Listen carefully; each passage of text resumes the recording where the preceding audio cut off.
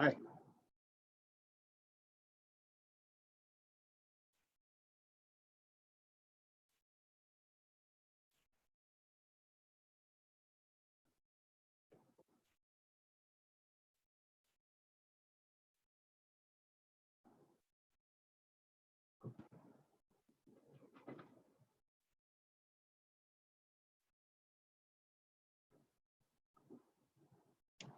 Is my audio working? It Yes. is? I can't hear anything back though. Can you hear us? Try your mic. I mean, your volume control on your Okay. computer.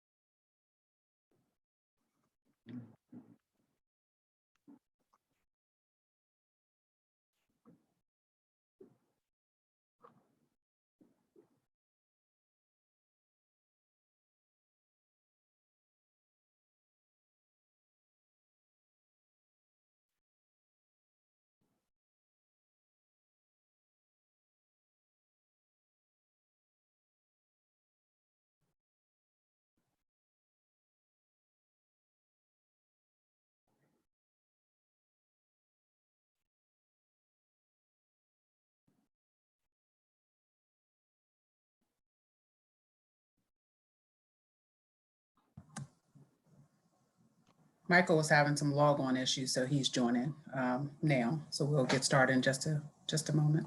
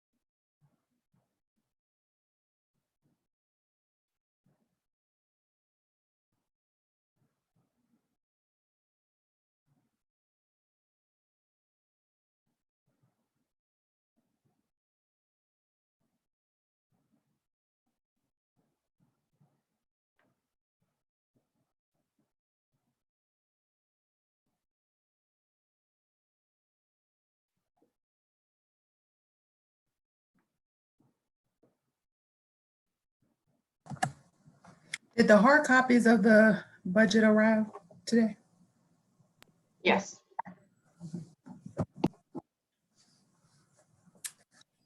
Yes, Mayor Walker, I brought those over to Keena, and she has those in her office right now for all of council. Right. Thank you. Mhm. Yep, they've been placed in your mailbox.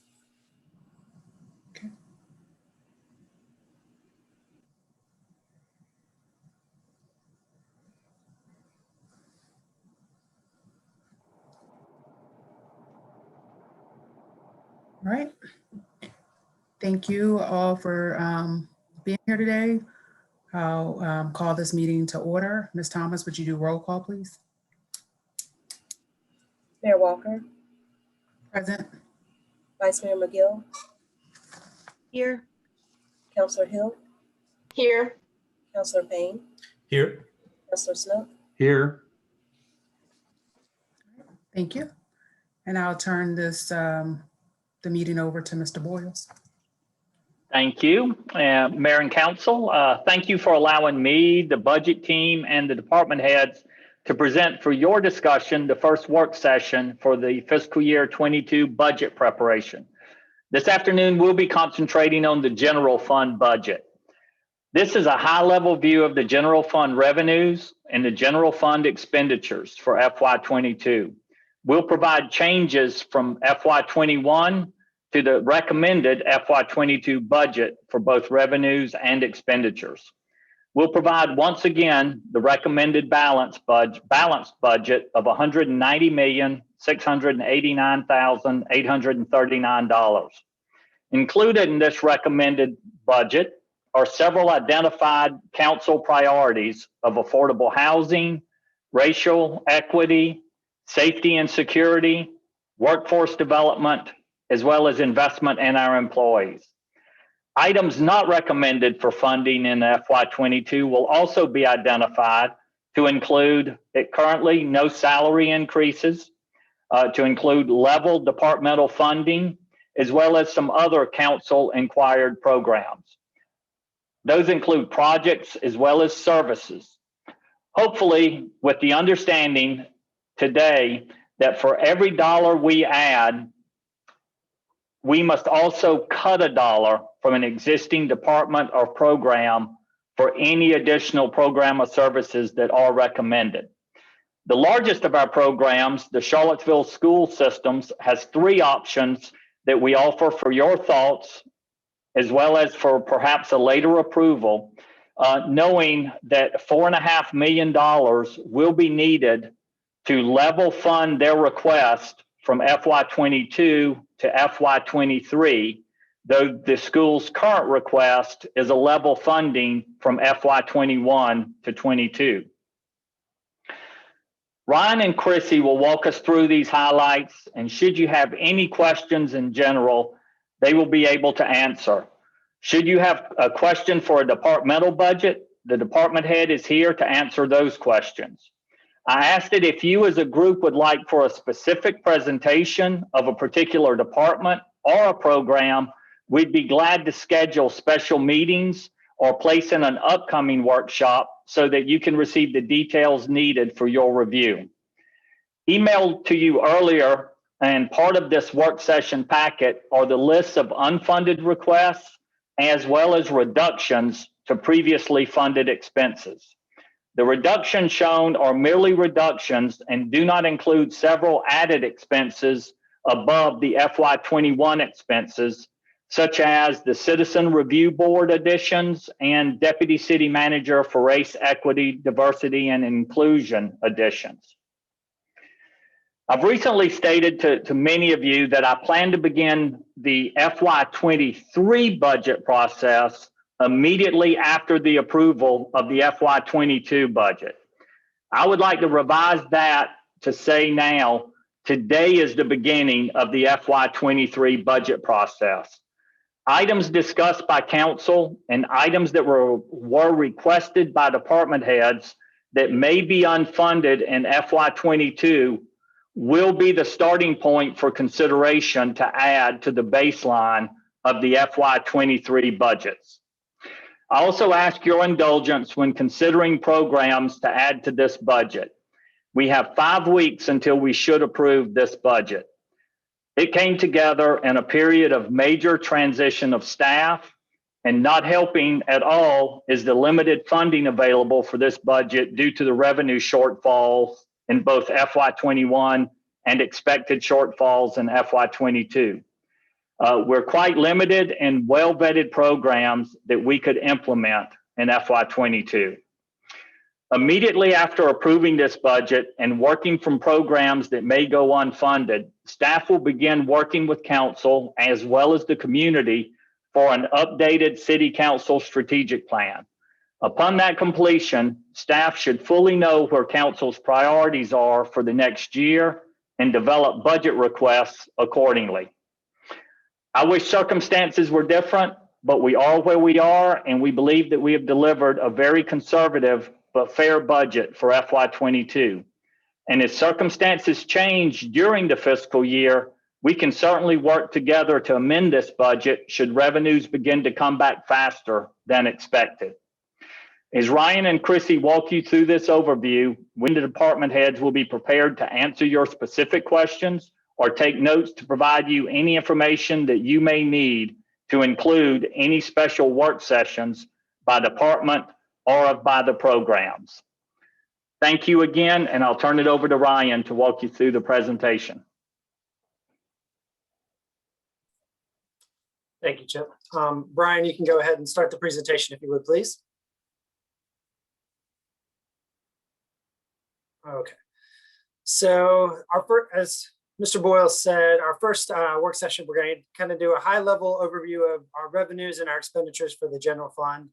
Excuse me.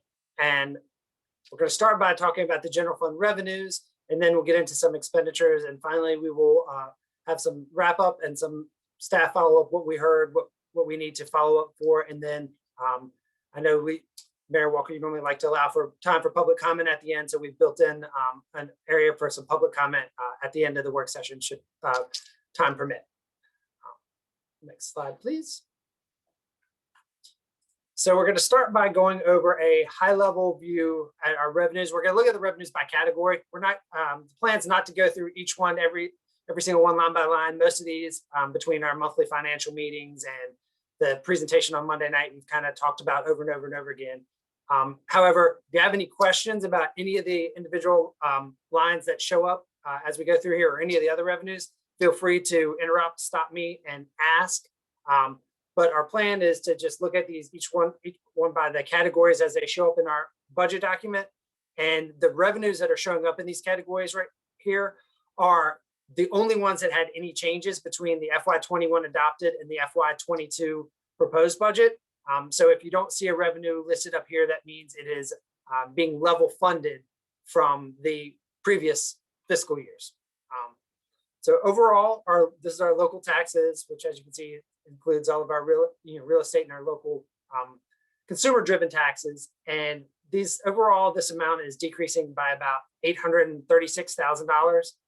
And so, if there's any questions about any of these specifically, feel free to speak up now, or we can come back to these at any point. And one second, Counselor, one thing I did want to point out, and I put this at the bottom of the slide, there's a lot more detailed information on most of these revenues in the budget document, specifically that little section of B5 to B12. There's a lot of good details behind some of the trends and projections that you can look at that might help explain some of this, as well as some further explanation on B. Counselor Hill, sorry. Well, I'm sure, I mean, I will go and look at the document. I apologize if I'm wasting time by asking, but I think just generally speaking, I'm trying to understand the thought around both the meals tax and occupancy taxes versus where we are in this current year, which obviously the entire fiscal year has been affected for those areas for FY21. But this is reflecting even lower amounts. This is how I'm reading this. So this is showing what these changes are shown from is technically we haven't officially revised anything with a council action on our budget for our budgeted revenues. The revised projections I'm showing you are where we anticipate finishing. So this is showing from what was adopted in June versus what is being proposed in March here. And so a lot of these, yes, some of these revenues, like for example, transient occupancy tax is showing an increase from our revised projections. Okay, It's you. just a decrease from what was originally adopted back in June of last year. thank you for clarifying.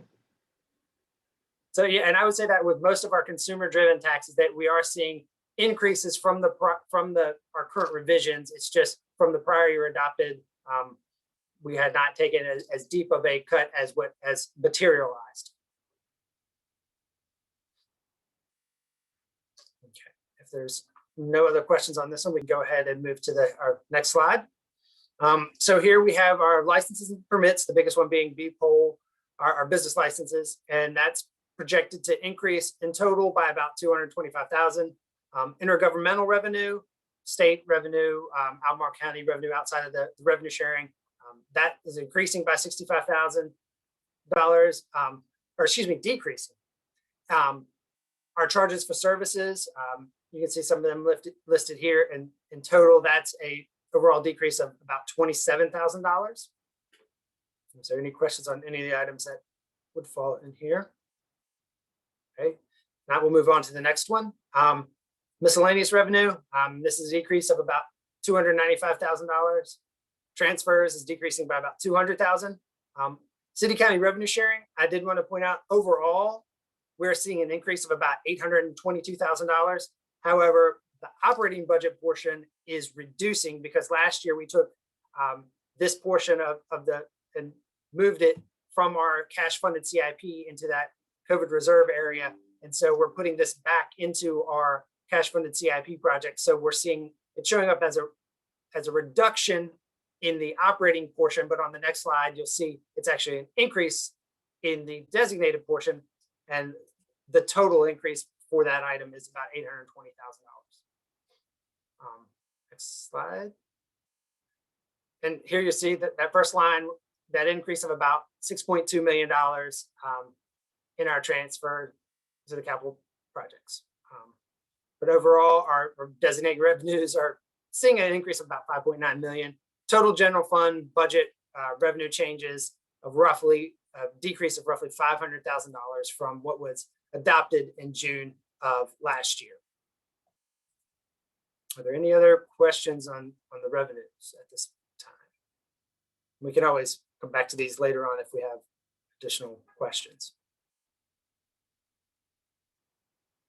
All right, hearing none. All of these changes we just looked at, as Mr. Boyle said, added up to a general fund revenue budget of just shy of 190.7 million, which again, decrease of about $500,000 from the prior year's budget. We use those projections to form the basis of our general fund expenditure budget, which, as you can see, also $190 million. And so as this slide illustrates, we're presenting you with a balanced budget with the budget gap of 0. And as Mr. Boyles mentioned earlier, any addition on the expenditure side or a reduction on the revenue side is gonna result in a decrease from somewhere else in a different item, in a different area in the proposed budget. So we need to keep that in mind as we move through what is and isn't in our general fund budget. One thing I did want to point out is as we move through the budget process, we may come across changes or amendments that may need to be made to the budget that staff becomes aware of. And there are a couple, both on the revenue and the expenditure side, that we're in the process of tracking and reviewing.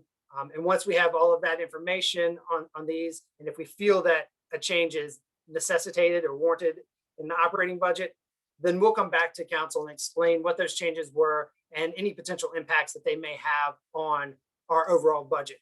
But we will, normally we will begin the work sessions by any follow-up or from the previous work session and showing any amendments or changes that we have had since the last time we met and had a budget discussion with City Council. And so with that, I'm going to turn it over to Chrissy to start walking through some of the expenditure side. Thanks, Ryan. So this slide here, we wanted to just highlight the things that are in this budget. Again, these are things we talked about Monday night, but just as a reminder, we are continuing our investments in many of council's priorities, such as affordable housing, tax and rent relief programs. That's the CHAP program. And then the other tax relief programs is in the budget at approximately $1.8 million. For racial equity, we are fully funding the Deputy City Manager of Race, Equity, Diversity, and Inclusion, the Home to Hope program, the Food Equity Initiative, the Office of Human Rights, in addition to the city's minority business activities. Regarding safety and security, we are adding additional funding to fully fund the Police Civilian Review Board.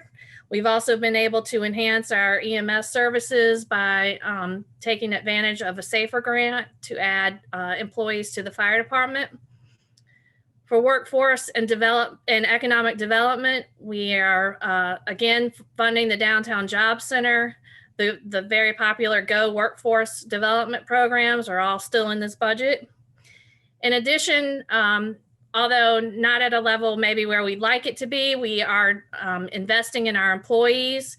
The living wage will remain at $15 an hour. We have added a healthcare premium holiday that will be roughly equivalent to 1 month. We're still working on those details and they'll be rolling out with open enrollment, but that is in this budget.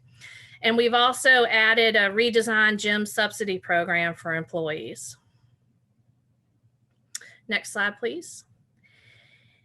So now the bad news is what's not in this budget. And I think as Mr. Boyle started off and as Ryan reiterated, anything or any changes from this point on that council chooses to make, a plus on one side is a negative on the other. So it really is a balancing act to keep the budget in balance. The things that we could not fund, which is where Ryan and I spend our time stressing about, is there is no increase for employee compensation. Some of the other localities and other places are looking at 2% COLAs. If we were to do something like that, that's roughly $1,040,000. That is not currently in the budget. There were new departmental requests of about 4.9 million, which we sent that list along for your review, and it will also be on our website. The economic reserve funding, last year, if you recall, we deferred capital projects, cash funding, and left that in the general fund to fund a reserve of about $6.6 million. There is currently no reserve funded in the FY22 budget. We also have talked about with the current CIP, the affordability issues and the future needs on debt service. This budget maintains a level of funding for debt service transfer. And there are roughly $123 million worth of unfunded CIP projects. All of those things are things we know about. And then the last bullet are any other council initiatives or additions that you all may want to talk about. And that's what we're hoping to talk about today. So next slide. One of the biggest decision points, while it may not necessarily have an impact on the budget for 22, is what decisions you will make regarding your funding for schools in 22. As you know, we talked about Monday night, the school board has requested level funding for school operations in 22 with a total contribution of $5.8 million. They've also talked about that they will be increasing their budget and using CARES, the one-time CARES Act funding. And in doing so, they would be projecting an increase from the city contribution of $4.5 million for FY22. Again, that would be to just fund the things they know about this year. That doesn't add on anything else that may come up between now and then. And then the increase is largely being driven by the addition of 14.5 FTEs and a raise for teachers and staff on average of about 5%. So again, these graphs we've looked at, we look at these every year. The one on the left, the bars are the target, just strictly based on the formula, which is the 40%. And then the line is what we've actually given to schools. Again, the idea here is to sort of give you a visual of the fact that we have consistently funded over and above the actual formula. And then the graph on the right, which is where we want to talk about a couple options for you, is the idea of the bars represent the growth that we expect that would relate to the formula. And the red line reflects the actual contribution to schools. So the options that we want to talk about really talks about this last big uptick for 23. And if you'll go to the next slide, please. We wanted to, again, talk about what that means. So option number 1 would basically be to adopt the school's proposal as submitted for FY22 and 23. That means we would leave the contribution level for FY22.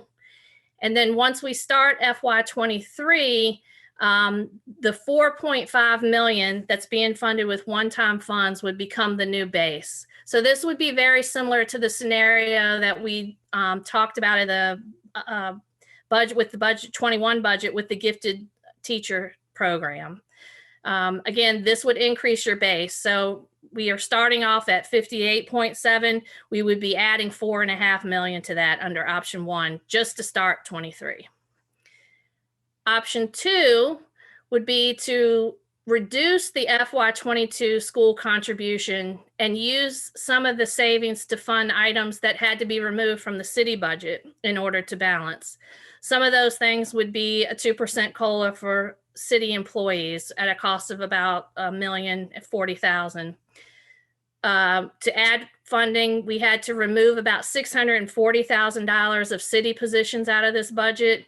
Again, these were vacant positions, but in many cases, they're needed positions that could not be funded. We had to take out $200,000 for facility repair projects that could not be funded. That's half of what we normally fund in facilities repair. And then also the funding for equipment replacement, we took out $400,000, which equates to all of the new money that we typically add into the equipment replacement fund. I'm sorry, that's not correct. We normally put in about $1.3 million, I believe. This 400,000 takes it down to about 860-ish thousand. So all of those things had to be taken out. We could pick and choose some of those and reduce the school contribution to add those back into the city budget. That would be the option number 2. Option number 3 would be to adopt the school's proposal as submitted for FY22 only. And there would be no assumed increase to the base for 23. So in other words, when we start the conversations in FY23, we would be starting with a base of $58.7 million, meaning that any new operational increases that schools decide to fund in 22 with their CARES funding would have to be on the table and part of a new, reconsidered as a new request for 23. So those are the 3 options that council would have as you look towards the school contribution for FY22. And I'll stop there. And are there any questions, further discussion? I guess this other way I'm looking at it, I think achieves one of these options is laying out is just that my suggestion on Monday that they consider smoothing out how much they let those dollars stretch over the next couple of years versus kind of going much more all in this first year, knowing that this is going to be a real struggle for us. But it seems like that would just equate to option 2, where we're going to reduce their budget, but without even, I mean, either we reduce their budget or they decide to let CARES money itself not be full, like, no, don't put that full amount in this next coming year and maybe just do half of that and then another half, which allows us to smooth over. I do see it as a different way because we'd still be providing them with this level funding, but the anticipation of what's to come looks different to me if they smooth out the CARES funding over a longer period of time. Does that make sense?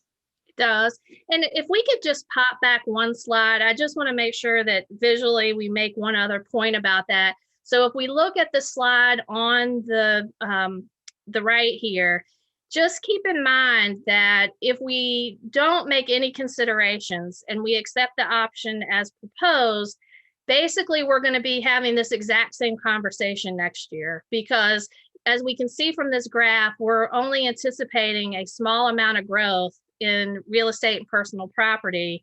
And that is far less than the anticipated $4.5 million need. So if we choose to move forward, next year, we're going to be having the same conversation about what is it in the city budget that will have to be reduced in order to make up this additional funding.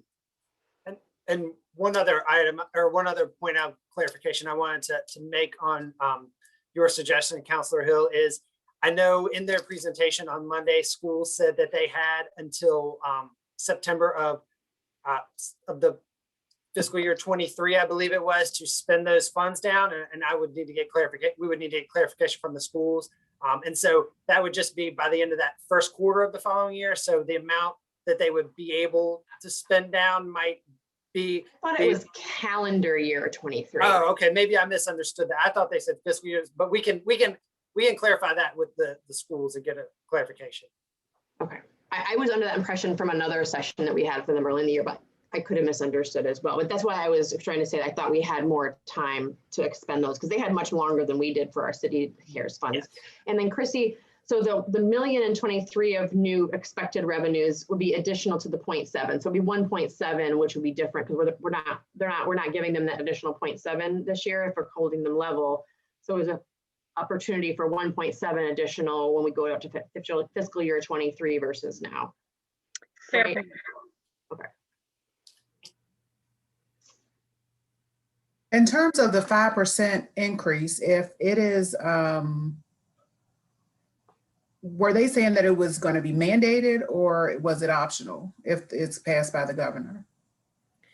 Again, I'm not really clear on those details. That would definitely be a question we could clarify. I do believe that there is some strings attached to receiving the additional money and that the pay raise does need to be included, but I'm not exactly sure of those specifics. We could certainly clarify.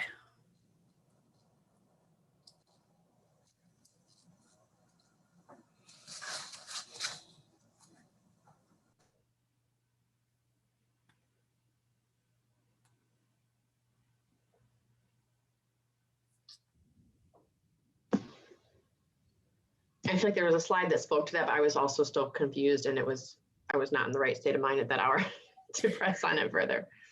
Yeah. And should we move on to the next slide and come back or? Yeah. Well, I believe that was the last content slide.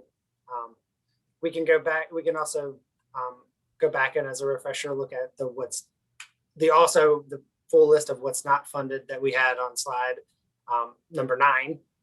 Emma, just for clarification, when we're on this slide, here the option 2, when you've laid out these sub bullets, these are kind of the last things that you all gave up on to get a balanced budget. And that's why they're being identified as, because I'm sure there's more than this that obviously there's a whole bunch of unfunded lists, but this is kind of like, these were the last things that we had to kind of cut away in order to get balanced. And I would say that these are the more substantial things that we had to give up in order to get the budget to balance. Mhm. Yeah, and you know, we don't have a lot of slides here because we wanted council to be able to use this time to talk amongst yourselves about things or to communicate with us about things that, you know, are not here that you want here or changes that you would like to switch around. So, you know, jump in. Well, I think one of the questions was with some of the proposals being considered to expand the chat program further, what was the amounts that we were equating to some of those alternatives? Do we have that?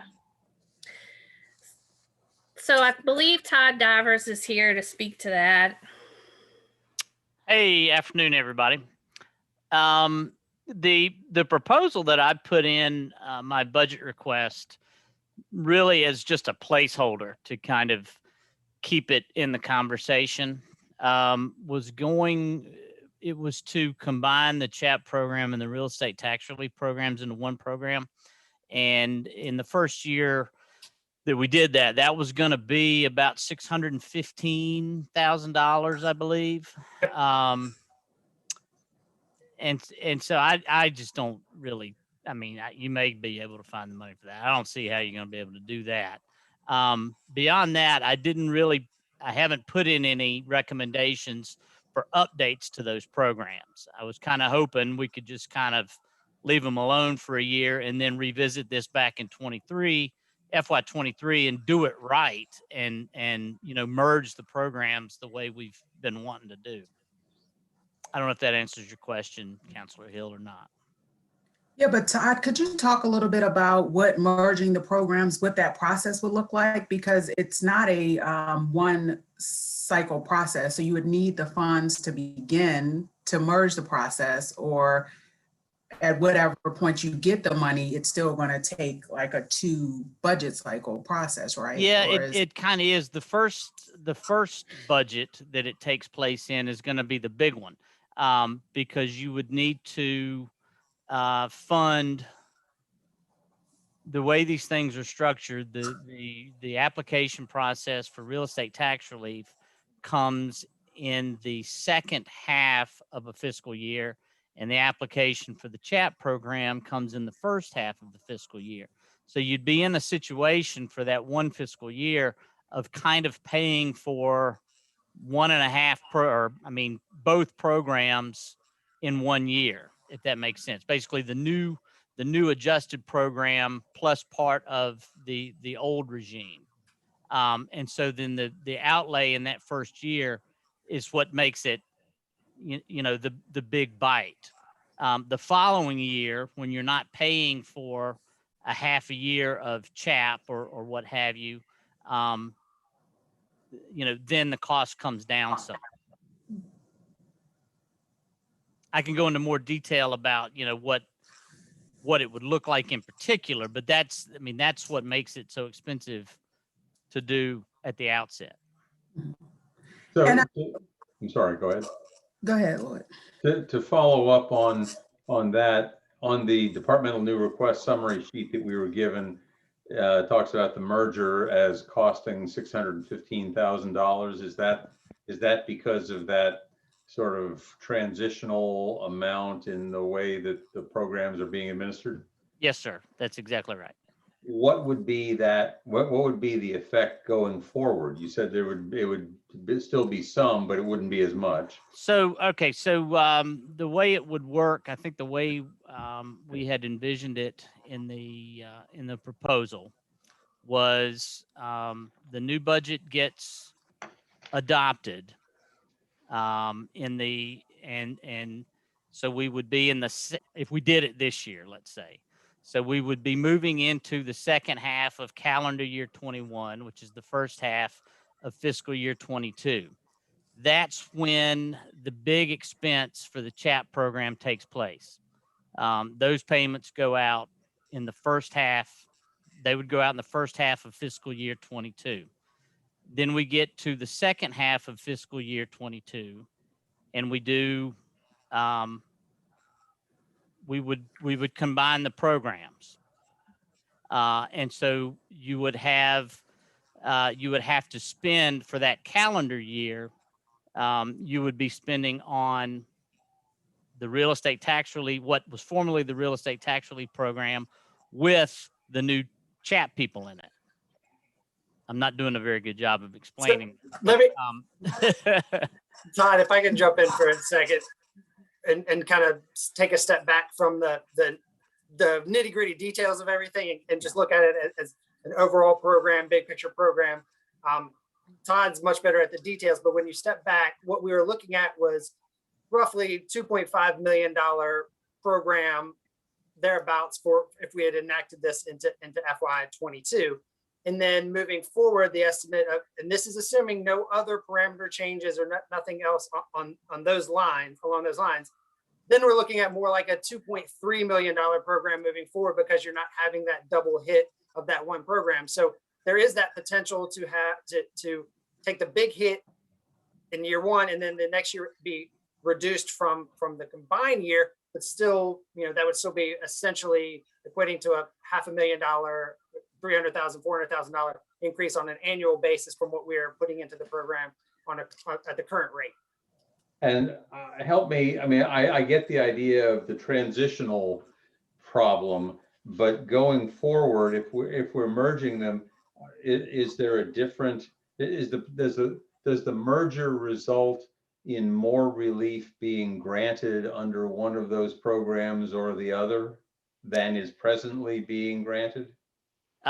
It actually would. We wanted to structure it in a way that nobody does worse after we combine the programs. So most folks would do at least as good as they're doing now. Some would do a little bit better. And so that's why, there's a net increase as you go forward. Is the difference because of some people would be eligible for relief that aren't presently eligible, or eligible for a kind of relief for which they are not presently eligible? It's not that anybody new would be eligible for relief, but in order to equal or to merge the programs, you're going to have people who were in one program and may not have been doing quite as well in that program are going to do better in the new program, in the merged program. Well, I mean, it's beyond the scope of this particular discussion right now. Maybe I'll call you up and say, okay, explain this to me slowly. Yeah. I'm really more interested just purely the budgetary impacts, and the budgetary impacts are, number one, that because we're not doing this, we're not incurring a proposed $615,000 in this coming fiscal year, right? And we are then not incurring another $300,000 or so the following year. Yes. If we decided to do all of this a year from now, we would have the roughly 600 and some $1,000, and basically we just kick everything back a year. That's right. Okay. I mean, that's my thinking, let the revenues catch up a little bit before we do this. I got you. Okay. Thank you.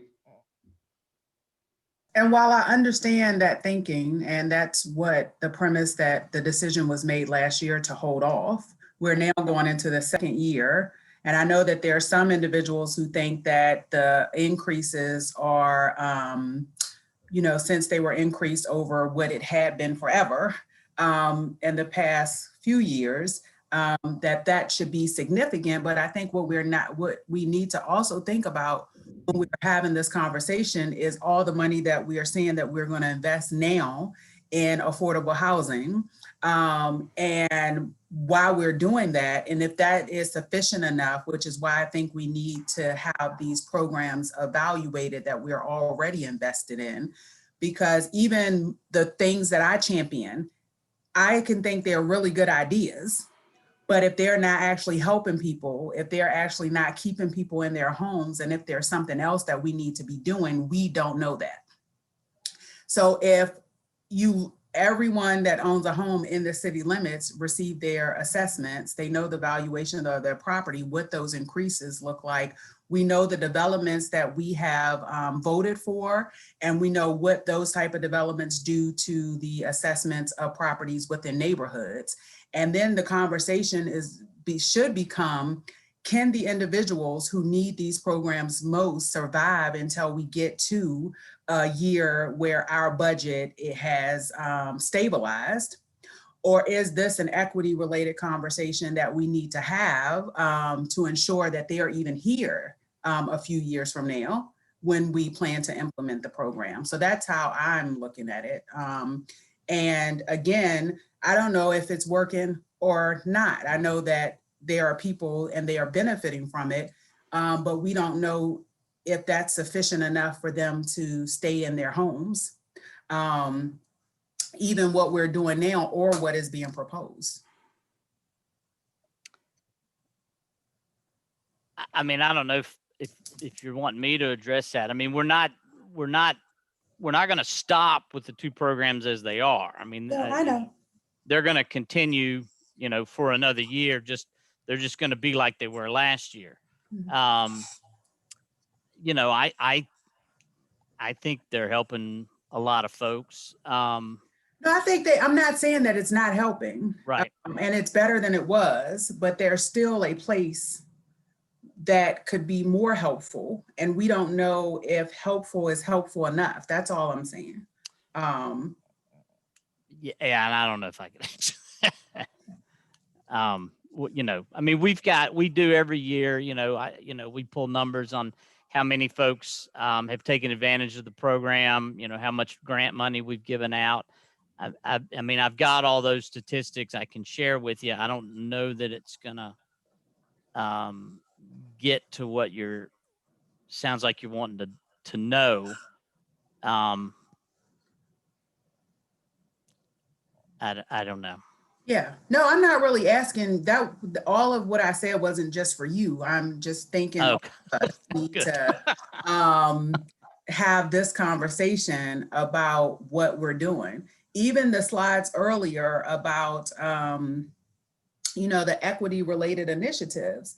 While those things have been talked about as in tipping the budget into this current state in the past, if you look at how much money we're talking about in terms of a $996 million budget and now $190 million budget, is still a very small amount of that budget. Because what we haven't done is decided, which this started under Mike Murphy's interim period, but looking at how do we infuse equity into these conversations. So we haven't done that yet. So we think that a few $1,000,000 is sufficient. While it's more than we've done in the past, it's still not a large percentage of the budget. That $40 million over 5 years that we're talking about, if the budget didn't grow, we're talking about a budget that would almost be $1 billion in 5-year period. That we're comparing $40 million to. So I just think if we, at some point, and maybe this is not where we're going, but where the community think we're going is where we're looking at every action that we do through an equity lens. And how do we get there? And how do we ensure that we're progressing? And so as I see those numbers, I don't know. Questions that I would have as somebody who always attempts to figure out how to support employees is, we're back to that same work that was done during that interim period with Mike about how do you infuse equity into your budgets? And there were some department leaders that didn't even have answers. And I'm sure they still don't have answers. And so when I'm sitting here looking at that department leaders comb through their budget without a more detailed explanation of that, based on what I'm passionate about and what people elected me to do for this brief period of time that I'm here, would be to make sure that equity was a component of all of our discussions. And I can't say, based on tying that period of time, those answers to the questions that that team, the equity team, tried to get through that interim period and where we are now, that when the proposals were submitted, that they were viewed like that.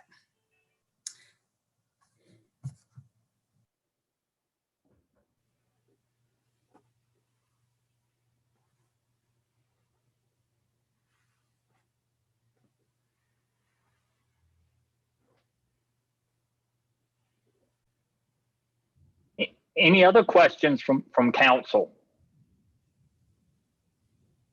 Or comments? And back to the schools budget, there's a lot to all of this. I think at least, we do have the complete information from the schools to know like what's continuing every year within their budget and what they're decreasing. But we also have to look at this. I think if we start looking at, how things are linked together, then we get to a better place. What the school is saying, that because of the pandemic, because of the stressors that the families have gone through during this time, that there will be an increased need. It's just highly unlikely that anyone on this council is not going to try to meet what those needs are. But there's also a better way to look at this. When I see that the school is saying that they need social workers to attend to the needs of their students, I'm also thinking about what our Department of Social Services and our Department of Human Services, what are their plans and how have they planned for this in their budget? And has the school and those departments had those conversations so that we can know whether that is a true need and if this is the best way for it to be fulfilled. So that's just one of I know some of this is planning for students that may be behind because of being out of school for the portion they were last year and then up until this point this year. But I think we look at a lot of things in isolation that, we need to look at as a whole.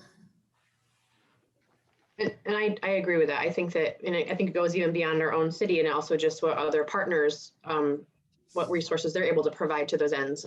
Because I think there certainly is a community that is attuned to what this impact is having on the youth in our community. And obviously the schools have a place in that, but I agree that, we should be looking at it across, what all resources that are available to serve these needs. And the other thing that is weighing on me, and I mentioned it, I think on Monday, is just how big does the school system projected it's going to be? And I've heard, just the estimates and like what attrition they think will be maintained, but I know that's going to impact future funding outside of the local dollars, depending on how many students they're serving. So those are all just kind of weighing on me when we're looking at how deeply they're kind of digging into this CARES funding in this first year. But I don't disagree that the needs are really acute right now. As some kids are going to start going back on Monday, and I don't disagree with that. And it's just, again, it's that tough spot where when the greatest need is happening, we have the least amount of revenue really to be able to support those needs.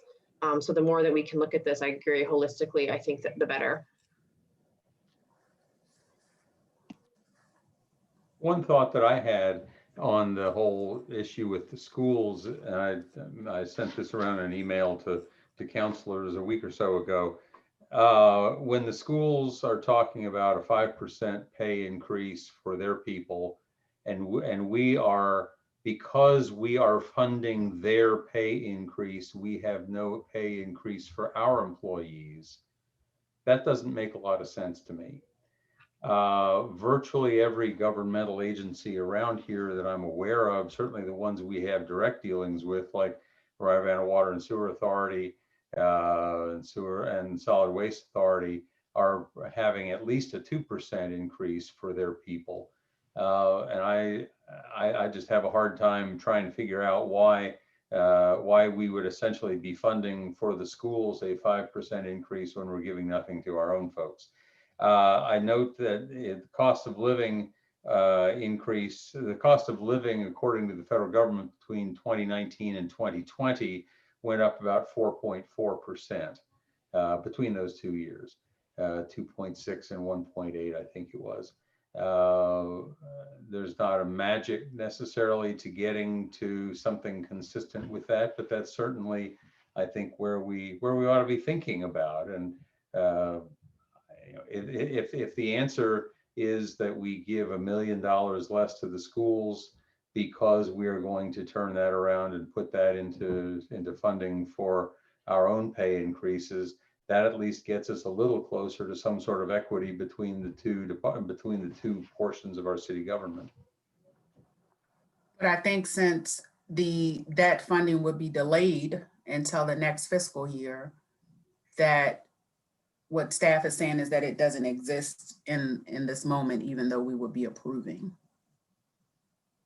It would exist if we reduced the school contribution from the 58 and took $1 million off of that. So we would give the schools less. They would rely more on their CARES funding. That's option 2. But I don't think that's what, Lloyd, is that what you're saying? Well, that's certainly a way to approach it. Yeah, absolutely. I mean, part of the thing that's occurring here is that the school system seems to be taking the CARES Act money and almost holding it against us for the next fiscal year and beyond by saying, because we were able to take this $4 or $5 million in CARES Act funding, and even though it's only temporary, we're telling you in advance, City Council, that we're going to expect you guys to make that up for us in coming years which of course we don't really have the ability to see how we can do at this point. But anyway, that's neither here nor there. My point is that I think we have gotten to the point where there is something of an uncoupling between assumptions that we have made in the past, for example, about always giving the up to 40% increase in up to 40% of the amount by which the property taxes have gone up. The CARES Act money has clearly changed the ball game, at least in the short term. And the fact that the governor is going to be giving them another swat of money to allow them to give a pay increase to their people at a time when if we do what we're saying we're going to do, we can't afford to give a pay increase to our people. It just doesn't make any sense. So yes, number 2 is certainly on the table as far as I'm concerned.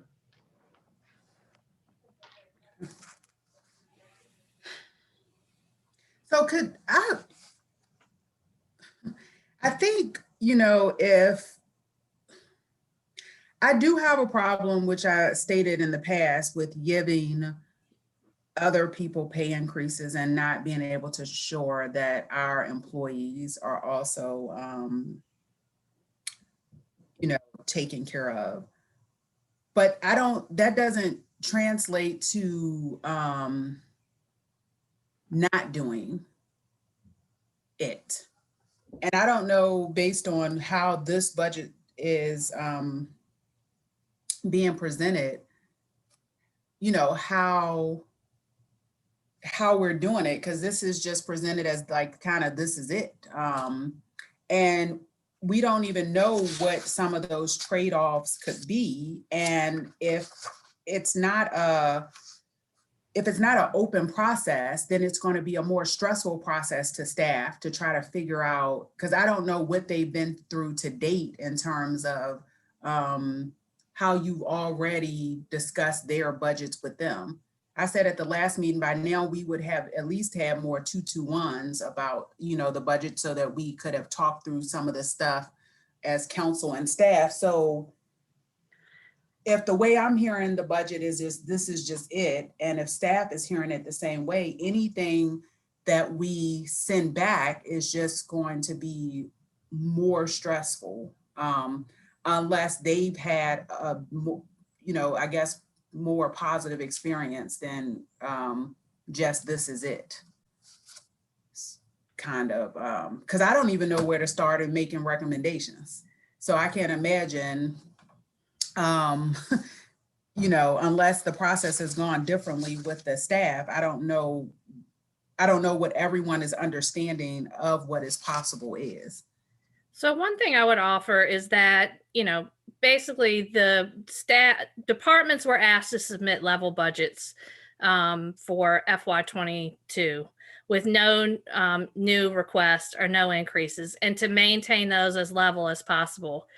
We've made every effort to make that a reality. So the departmental budgets are, for the most part, level, except for the exceptions of positions that were unfunded. And again, when we looked at those positions that we chose to recommend for unfunding, they were positions that were vacant and expected to be vacant for the year, but that's why we didn't recommend removing the FTEs, just unfunding them. So it really is a case of pretty much a status quo budget, with the exception of those big bullet points for cuts.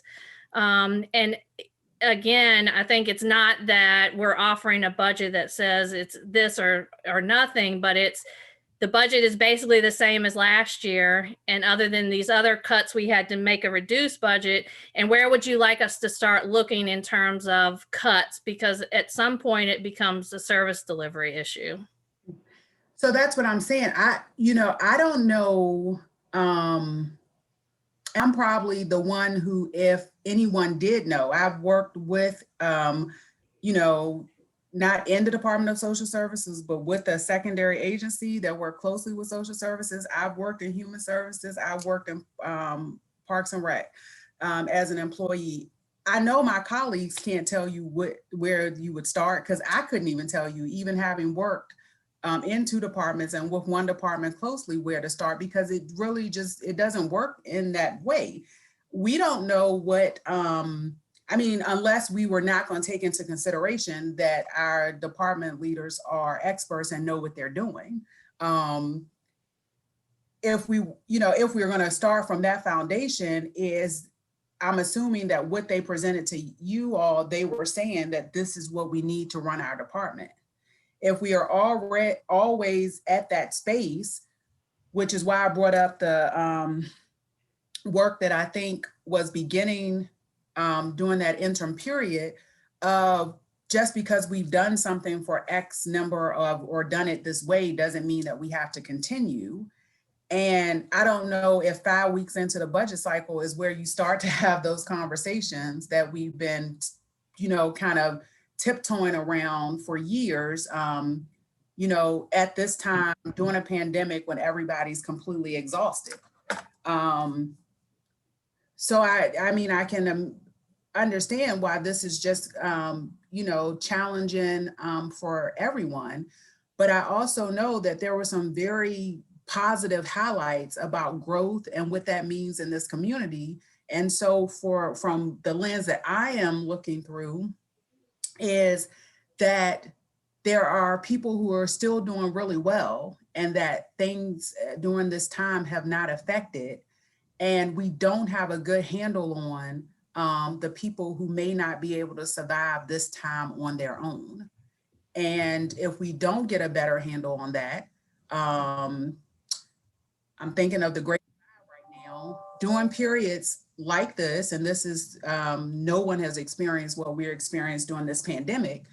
We are putting, again, the most vulnerable people in the community and the most vulnerable staff members. There are some people who a 2% COLA will mean absolutely nothing, for. I've had this discussion with the previous city manager about several topics, including, the raises, that the 4.17% raise that was given. And then last year when I was trying to figure out if there were cuts that needed to be made within the city, how do we make sure this wasn't about temporary staff, because temporary staff members were pretty much on the block, chopping block within a 2-week time frame, as most of you know. So trying to look beyond that with that thinking, how do you not transfer that mindset to then the next set of most vulnerable employees in the area, in the organization, and never really got any good feedback on how we would prevent that.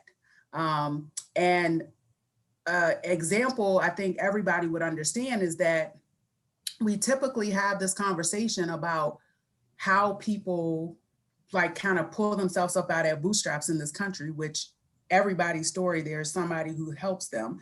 But now we're having the same conversation that we usually have with people who need assistance and aid with some of the programs social services administer and some of the programs that this council has been, ensuring that we attempt to cover during this pandemic. Around the student loans, there are people who are like, if I was, disciplined and paid my student loans off by now, other people should have. And that debate is the same debate that we have on whether people deserve assistance and who are the most vulnerable members of the community. And my point in just bringing that story up is that if we don't have a good foundation that we're working from, we will always make someone, the next group of people, the other. And if we are not looking at things through an equity lens, there will always be the next set of vulnerable people who will always be on the chopping block. And that's what I'm concerned about when we look at even a budget that is 500,000 or so short of the current budget. These are just if we're not going to change anything over the next 5 weeks, and if this is the start of budget one, I don't know where my colleagues at. Of course, I'll keep bringing these things up, but then we finally have to really have these discussions instead of tiptoeing around them as we've been it's been longer than the past few years, but since I've been at the table.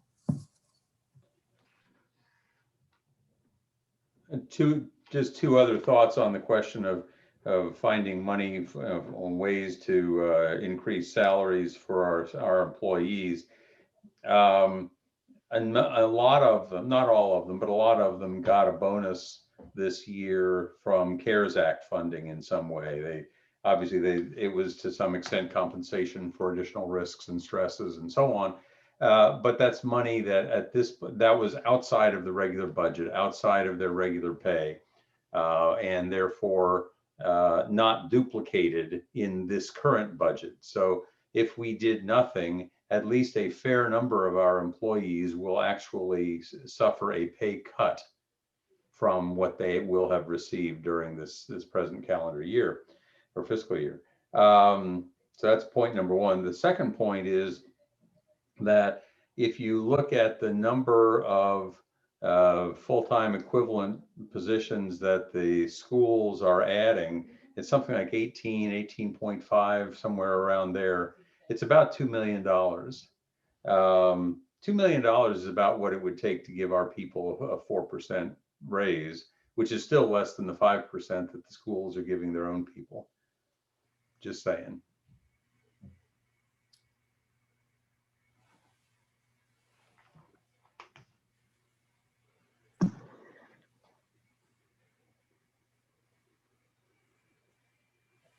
I think, and I'm sorry, I wish I'd followed up with someone in the schools between Monday and now just to get more clarification around how these dollars are tied to other funds that they may get. I pulled up that deck from the other night because it also felt like there might be other funds coming at the state level. Is that how anyone else kind of understood? It said the net increase in state funding will be known when the final calc tool is released.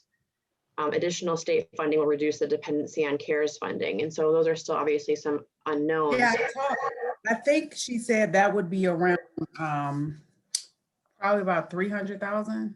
Okay. That's what I heard, yes. Well, and certainly 323. Okay. certainly the budget isn't final until the governor signs off on it. So I think there was some thought that the governor might have some tweaks to some of that funding as well. It'll also be interesting to see what comes out of what comes out of Congress. There may be some money coming out of Congress for us, for the schools. Who knows?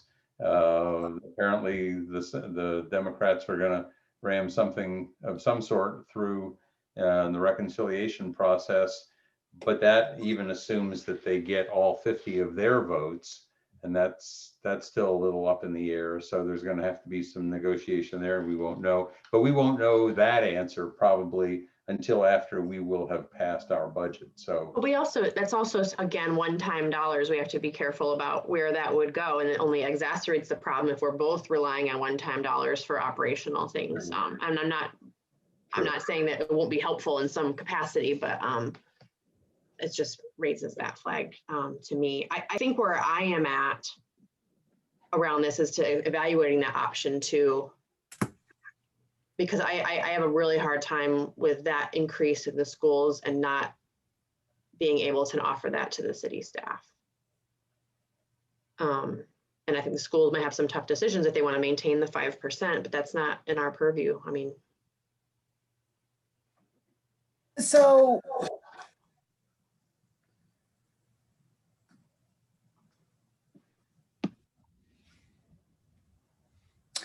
I'm trying to remember the conversation, because they also stated that they didn't give their teachers a raise last year.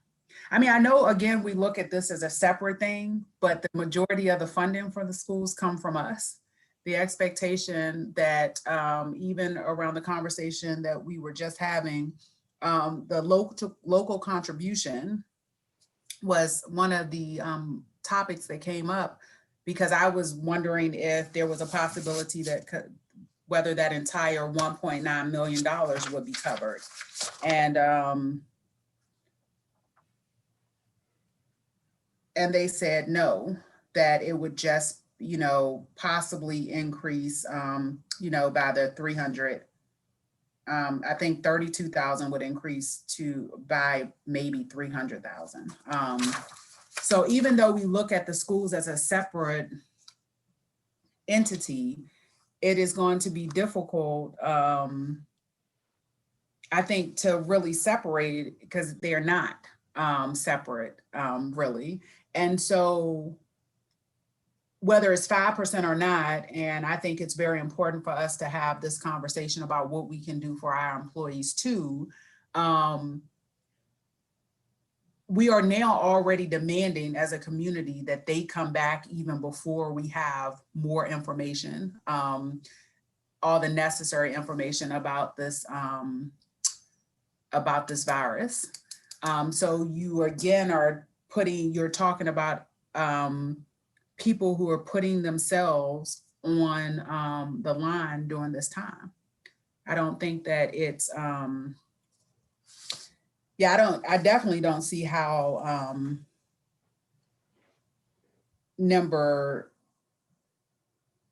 how we reduce the budget on those bases. I do think that the increases is something that we probably need to talk about, especially since we are saying that we have our departments going through and submitting level funding in the same way. But again, a lot of those teachers are returning to the classroom, which I think is too soon, but they're returning on Monday.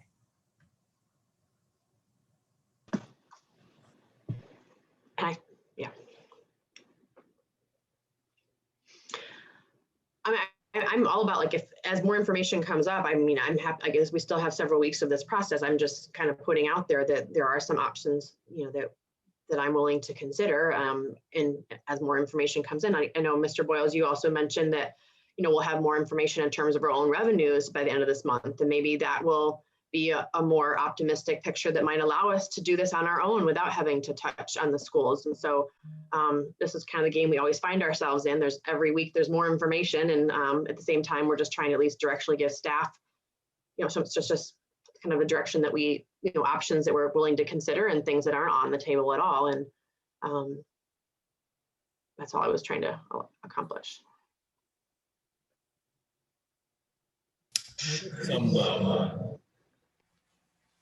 Just some thoughts. I mean, I think at a high level, obviously, what I am just struggling with is, as everyone is aware, just the needs in so many areas outstrip our budget, particularly in the pandemic environment, resulting in a decrease in the budget for the first time in some years. So sort of just how I'm thinking of all choices is that there's no solutions for these problems. There's only trade-offs, and trying to evaluate, exactly what those trade-offs are. And every choice is going to have a cost, but what is the sort of least worst cost we have to bear?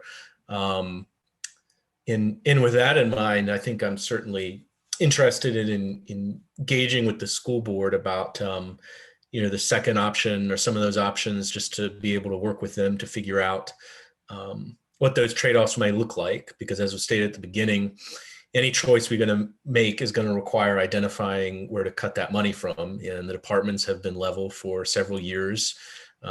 Any cuts there are probably going to have impacts on their operations. So I don't see any clear, good solutions for a lot of these problems. So like everyone, it's just sort of difficult to think through, what course of action to take. A couple things that came to mind that, I'm curious in is, these are smaller things, but what level, if any, money could be available to take from, again, the parking fund, as well as, and I know this is the CIP request, but the cash funded CIP expenditure for mobile data units in the police department, and whether that may open up at least a little bit of money that may be available to reinvest into some of these other priorities. When it comes to staff positions, I am particularly interested if there's any way to fund the climate action planning specialist. And as I said at the other meeting, potentially the idea of the staff position recommended in the affordable housing plan for a position that could help guarantee counsel in eviction cases. And again, whether some level of money may be available from those sources, which again will be smaller, but it may be enough to cover positions like that. I'm also wondering, if it would be useful for council to think about, should a stimulus bill pass, and should we be in a situation over the coming year where we have a surplus and revenues rebound? Do we want to figure out things that, we can't fund now, but if that money becomes available, we've already prioritized where we want it to go? And when it comes to that, some ideas that come to mind is prioritizing investment in the CAF, again, if stimulus money or surplus frees up some money, and trying to work through those, goals that we have in our now adopted affordable housing plan, to those staff positions related to the climate planning and housing positions, again, recommended in the affordable housing plan. And again, if that may be useful, just for us to be able to prioritize so we know ahead of time, like, should new money appear, we know it's going to go to there.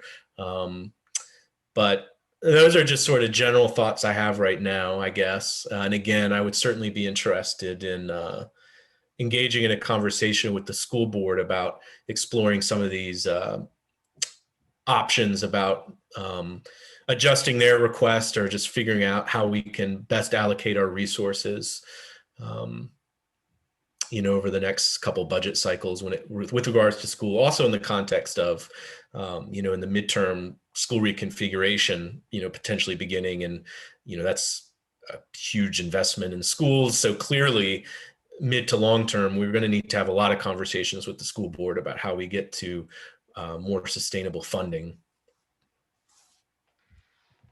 Relative to staffing, and I realize again we're talking about priorities as maybe additional funding becomes available, but I do want to second Michael's suggestion around both the climate and housing, because I do believe, like, given how strong of a priority those things are going to continue to be, and all the work ahead, especially on the climate side, and just in the next couple of years, I just think that if we're going to be, investing in those things and having such a priority, that we need to have the staffing that can support those investments. And so I put that at the forefront as well, when we're able to, hopefully sooner. I hate to bring up other additionals here, but if we really are going to be working on the climate action goals, we also really need to look at what Mr. Williams has proposed with the transit requests, especially in moving the relief operators into more regular full-time positions away from being temporary employees. This is the Parks and Rec and our transit are the two areas that we've had the temporary employees for the most. And I also wanted to ask the question, I understand that we have the SAFER grant currently, but when do we have to take over the bill that the SAFER grant is paying, and how much will that be? It'll start in March of 2024, so FY24, and it will roughly be $1.3 million. So we need to be making sure we're factoring that in, and seeing. Okay. And I'm sorry if I missed this on Monday night. Why did the ECC increase happen? So there is we will probably see a slight adjustment there, but largely their increase is for computers and software. But they are getting some adjustments, but they have not finalized their budget. They have, because the county is their fiscal agent. I know they are going to get some adjustments on healthcare and a couple of other things. So we may see a slight decrease there before we adopt. And I also want to third the climate action specialist as being a priority. If we have an economic recovery better than we expected. I also want to weigh in that I also would like to talk with the school. I mean, I understand again that I missed the presentation on Monday night. I would like to talk I have a hard time. I have a hard time not giving our people a 2% raise while giving it. It just feels, if I was working for the city and I saw that, I would feel underappreciated. And I would feel, and many of our city workers have also been not able to work from home either. And yeah, I would like to talk further about the option 2. What is am I wrong in my understanding of, those school options that because of their use of CARES money, if we pursued, a different path, it's more getting us more money next budget cycle as opposed to this immediate budget cycle, or am I off on that? I think using CARES money, the point there is that basically the CARES is a one-time funding source, but they're using it for ongoing expenses. So whether they use it now or later, if they're going to increase their operating budget, i.e. adding new positions, increasing salaries, those go on forever. And Right. the CARES money is done in a short period of time. Right. And so I guess if we pursued a different path than the recommendation that they gave us, we wouldn't really be getting money this budget cycle, just next budget cycle, because of that problem of one-time expenditures for operational. So in other words, it doesn't really, pursuing a different path will help us next budget cycle, but not immediately right now. Is that correct? I would say not necessarily, because I think what we had somewhat envisioned with this, I assume we're talking more towards the option 2 method here, is instead of 57 or $58.7 million, it would be, say, just to use a nice round $1 million figure, $57.7 million. So we would make that up in the year one, in the current year. That would not do anything towards the future financial cliff that we could be potentially facing with that $4.5 million increase, because that we, as a council, you've mentioned this before, you don't have direct control over what they do with their money. We give them the check and then they can determine the way best to use that money. So if we said, we're going to give you $57.7 million, and they say, well, we're still going to give our people 5% and we're still going to hire these additional positions, then that wouldn't change any of the future considerations that we have with relation to that $4.5 million. So it all depends on, I guess, a conversation with the schools and decisions from the school side. And it's similar to, Ms. McGill brought up the transit positions. Well, yes, we, in the current budget, we added some in our budget related to the CARES funding. Mr. Williams had put forth a proposal that it would be phased in over time on that. And there is a larger conversation to be had with our regional partners in the transit on this. But, we're able to do this with CARES funding, and the transit CARES funding has a longer window than what the city did to be able to spend. So, and then even when we, whereas the SAFER grant, it ends on March 2024, as we spend through those CARES funds, it would be, Mr. Williams is proposing in 2 years, we have maybe, this is all things being equal, nothing, we all know there could be other expenses, $250,000. And the year after that, then it's another 150, and, just progressively increasing to get to that number to make up these positions. So that's kind of, there's the CARES funding really does complicate things, and it does create some one-time future decisions you have to look at. But in this particular case with the schools, there is that potential that if we pull some money back and they could use additional CARES funding to fill that gap. If we said, I don't know exactly how much they would have held behind, but if we said, we're going to pull back $1 million, they could say, well, we're still going to fill that with CARES funding or additional state funding we know we're going to get, and do all these things. And then we'd still be in the same boat come fiscal year 23 with regards to that $4.5 million potential increase in our contribution to the schools. Right. And I do think it is fair to say, though, all things being equal, if we decided to go with option 2 and use some of that money to, i.e. offer a COLA to our employees, that is reducing their base, right? So once you get to 23, from 22 to 23, they'll make up that difference with CARES money. But if they didn't have CARES money, when we get to 23, then you are looking at a reduced contribution. So if they had no more CARES money, then they will have had a budget reduction. But it's a whole lot easier to try to make up $1 million with growth, Right. than it is to try to make up $4.5 million worth of growth. Right. No, and that, definitely makes sense. And I guess just thinking through, like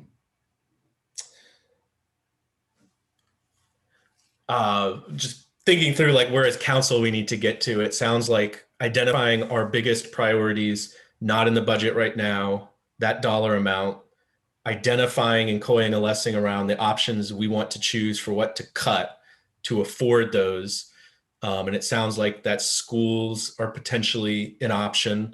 Having gone through the budget, two that popped out to me, again, is potentially parking enterprise fund and the cash funded CIP expenditure for mobile data units, but just knowing that total dollar amount compared to the dollar amount of what we want. And then whatever that mismatch is, maybe then setting the priorities of what we want should stimulus money / revenue rebounds happen. So again, where I'm at is, I'm definitely open to exploring that option 2 with the schools, exploring the parking enterprise fund and the mobile data units. I don't know how much, if any, money may materialize from those 2 areas. And for me, my top priorities, again, would be the CAF and those staff positions recommended in the housing plan, as well as the climate action planning process. And it sounds like what I've heard from other counselors as well is that wage increases for city employees as well as a priority. So again, I guess where we just have to get to is totaling up those dollar amounts, identifying the cuts and seeing whether the cuts are actually enough to cover them. And if they're not, setting those priorities for the stimulus money. Just try to think through of like where we actually go productively. Yeah, and just a quick update, one of the your questions from Monday night that we'll be following up with you, and we'll be updating the budget document online relating to the parking fund. We have updated that budget with the impact, or in the process of doing that. And there's probably, by the time that's updated with the revised revenues, there's probably only a couple $100,000 as a fund balance in that fund. I think there's roughly a projection of about $1.4 million loss in that fund this year. So most of that fund balance is gone just because of COVID. Right, just from reduced usage. And yes, the revenues just did not materialize. Right. And I'm glad you asked that question, because in hindsight, most of those budgets in the other funds section, here's the 21 budget, here's the 22 budget. And, if they're off a little bit because we were off, but especially with parking that has been severely impacted by COVID, it would have been better had we got that in there out of the before. And that makes sense. I was definitely wondering when I read through it, like, how is there 2.3 million here? Yeah, and there is some money. The police department actually submitted a revised request on the MDT, so there will be a little bit of savings there. And we will, Ryan, I think, mentioned in one of his slides where the budget was balanced. That will be one of the amendments we come back. So there is a little bit of money that'll come back. But I don't want you to think that parking is an option, because it's pretty much gone already.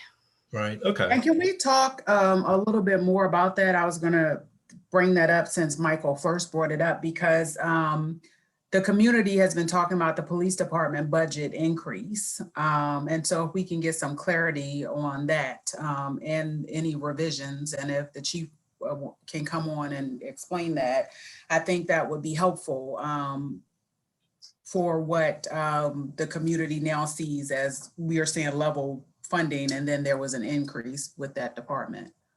I thought that's what the staff explained, that across every department, it's regarding the timing of when the 4.17 increase was actually being reflected in department budgets. And that's now what's happening now, whereas they actually happened in the past. And it's not that there's any new additional increases, but it's just how it's being allocated by the department. Is that right, Ryan?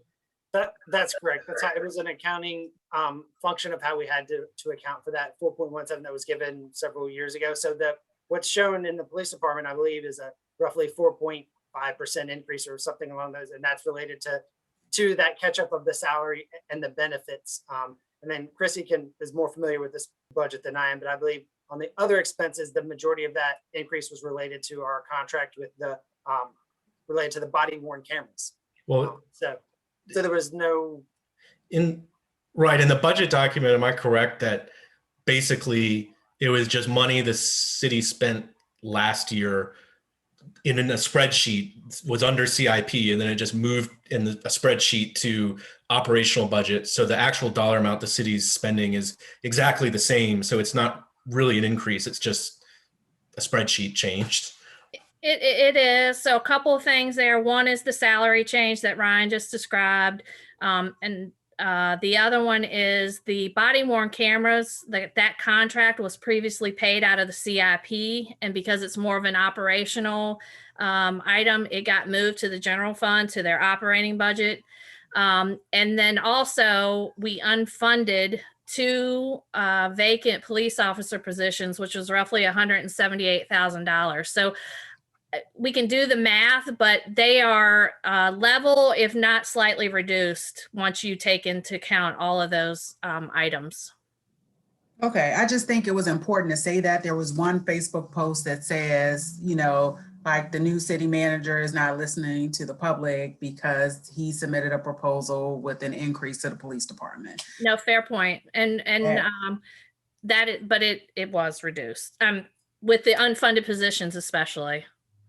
Yeah, and to piggyback on what Chrissy was saying about the level funding of that department and other departments, there may be some increases in certain departments, but some of that is related to how we when we level funded everything from 20 to 21, there are like some contractual increases that we do not have control over. We sign a contract that says it has a 3% inflator or a 5% inflator on an annual basis, that in the 22 budget, we accounted for some of those. One, a larger increase, not to pick on public works, but is our refuse contracts, and our those have an increase built in. And so that's one area where you might look at public service and see refuse and see an increase in their other fund budget, but that's because of these contractual costs that we had to catch up with. IT is another area where that happened. And you can point to those throughout the city in various departments where we had to account for those. Some departments had small increases and were able to essentially work those in to their operating budget. But in some of these departments, the increases were large enough that it would affect services where if they tried to work that in. So you would see those increases in their budgets. And in terms of the CHAP program, one of the key, people may not do worse and some people may not do slightly better, just referencing that comment. Where CHAP is now, we still have the ability to make a higher contribution to families who are lower income. And so that would mean that the merger that's one factor, but it still has to come with the increase. Like what I sent around to you all, that was even that first category of getting families to 100%, who currently are at $25,000 a year, but it's families earning $35,000 or less who are homeowners in the city. And realistically, we should be hoping to expand that to families under the 60% AMI and above to be included in that first column if we're really talking about like an authentic equity lens look at this. So as assessments rise, you're talking about the most vulnerable families being able to afford the tax increases annually. Now, I know I had significant conversations around whether people should have you know, pay no real estate tax. And even if that is the discussion that we have, we just need to have whatever, you know, so we'll know what that not doing worse, some slightly better, but having a conversation on what is maybe best and ideal, and is that even possible?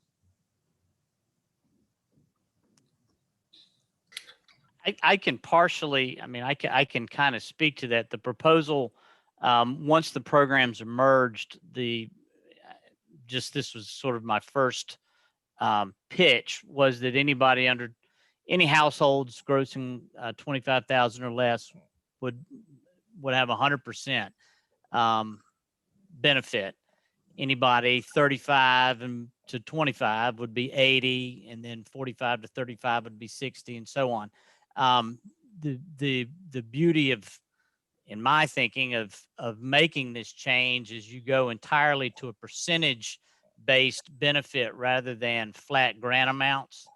And then it would be a lot easier in the years to come if council wants to fiddle with the income parameter. It'd be a lot easier to do that if everything is based on percentages. And so, in other words, that 100% group, you know, maybe the next year you move it to 30,000 and below, or whatever. I think this kind of gets to that.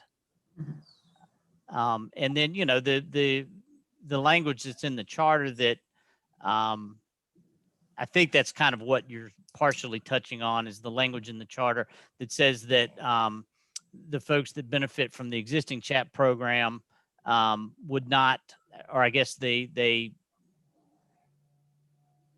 city's criteria for that have to mirror the VHDA home loan program. You know, I think that's all still true for anybody. I think we could make all of that, you know, still work in a merged program. I probably just muddied the water incredibly badly. No, I got it. I'm here. I'm with you. But I think that even starting off with what the numbers would look like with an increase after 2 years without an increase is probably where, it's not probably where, but where I'm going with this. So even when we talk about the transition over, even if with, which I'm not advocating for, but because I'm still advocating for us to look at this seriously. But if we don't look at it seriously this year, because any dollar in is a dollar out, I think we at least talk seriously about the what dollars are needed to transition, and if putting dollars up, if possible, if we get some of that unrestricted funding like the schools got, to help with that initial transition, so that we know going in that we're starting it this fiscal year and budgeting it in, if this is the first day of FY23 budget process, into next year without all the knowns, you know, of what could happen with this pandemic, because we make a lot of decisions on something we actually have no control over. Because there's already data out that the winter is going to be, even if the vaccines do something now, those mutations that none of us can control, that the winter is not looking so promising for some of those same scientists who thought that the 2 vaccines were going to make us have a more promising year. So with all that in saying, I just think if we, you know, have that conversation around what does an increase to at least the next bracket look like, of that starting at the 35,000 and then using the percentage after that, and then setting targets at least up to the 80, at least up to the 60% AMI for future years, so that we at least have a baseline for councils to consider each year, would be helpful, so that we're not at least just putting it off in future years. So I guess, am I understanding correct? Like just in the context of the budget, the goal then would be those changes, identify the dollar amount of increased cost those changes would be, identify what cuts would be necessary to afford it. And if that's not feasible, this budget cycle, we just will know what the dollar amount is. So it could be put in a priority list should like surplus or stimulus money become available.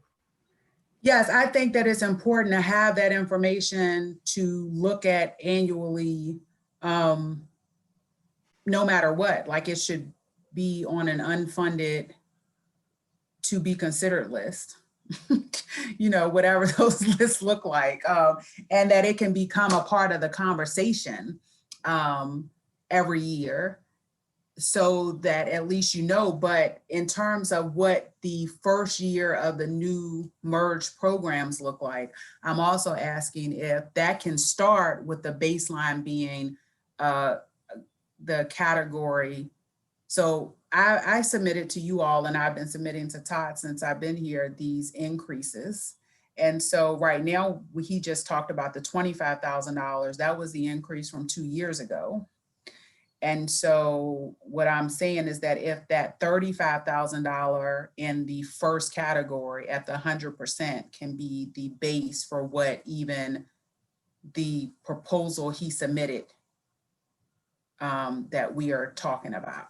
So you submitted a proposal with the base being at the 25,000 at 100%. And I'm just asking if we can know what that base would look like at the 35,000. And then I'm also asking is that if CARES dollars are able to be spent towards this, then if we can give some of that initial dollars, those initial dollars needed that would be higher this year, but would level out, I think it was $300,000 or so. And after the programs are merged, if we can put those dollars towards it.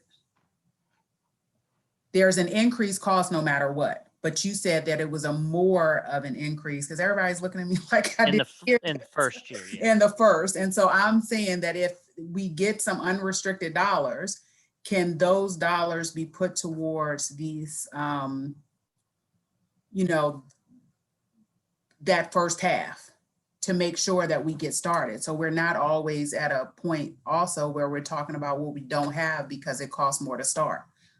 You mean to sort of like bank it for next year? I'm sorry, Chrissy. No, I was just going to say, I think that would be a good use of money because it's a one-time bump. Mm-hmm. The big bump is one time, right, Todd? And then the next year might be a little bit more, but this one time is the real pinch initially. Yes. It's going to be bigger if I move that first quarter or that first grouping to 35K. But yes, that's There's accurate two statement. different programs being talked about at the same time here. One is that we raise Todd, what does your proposed changes accomplish? Well, I mean, there are lots of negative things that happen because we've got two different programs that are running at different times of the year.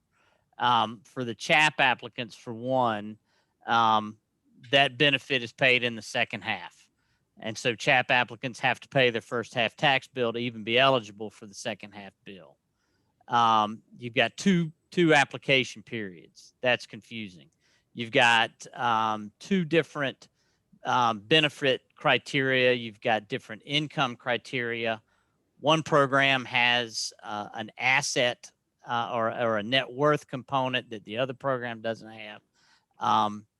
A lot of times we'll find that folks who are elderly, who may normally qualify or may apply for the elderly and disabled program, if their assets are too high, they can't get that. So they've got to come back later in the year and apply for CHAP, and then things are completely different.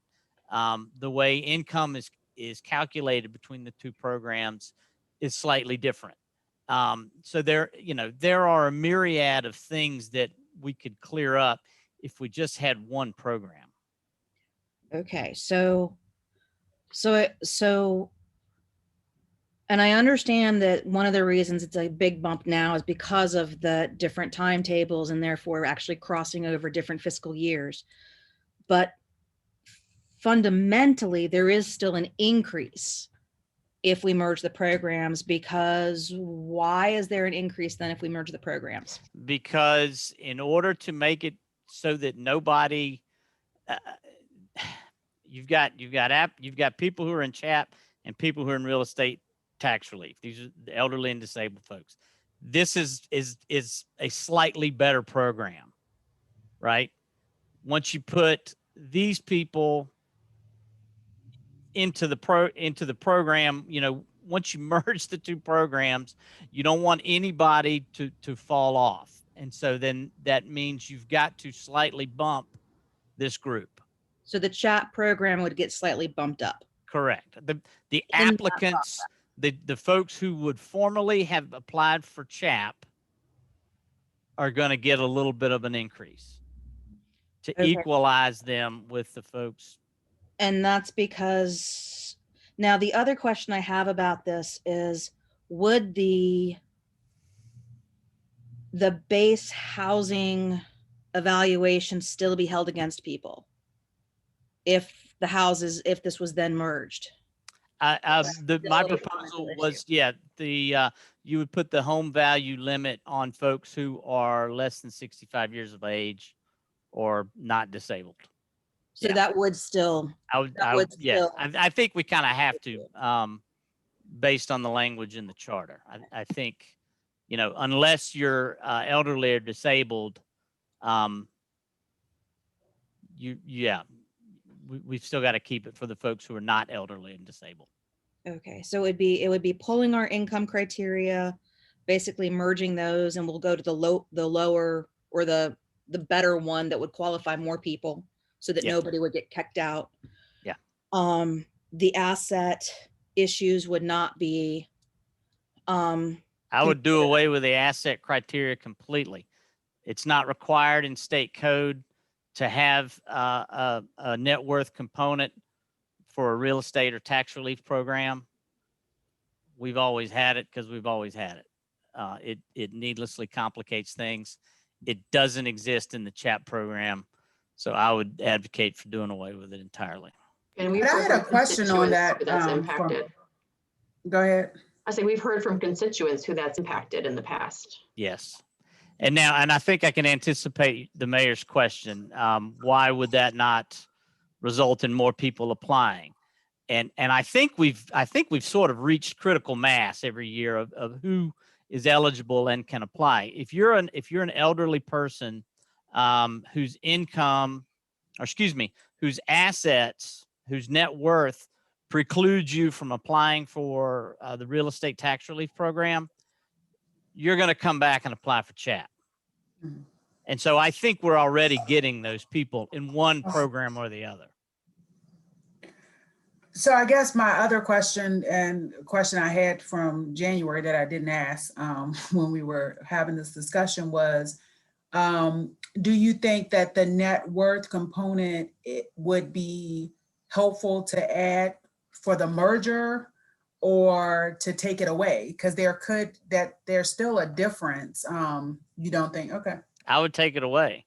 I mean, selfishly, part of the reason for advocating for this is to simplify the life of the people in my office who have to administer these things. Yeah. And the net worth component is a pain.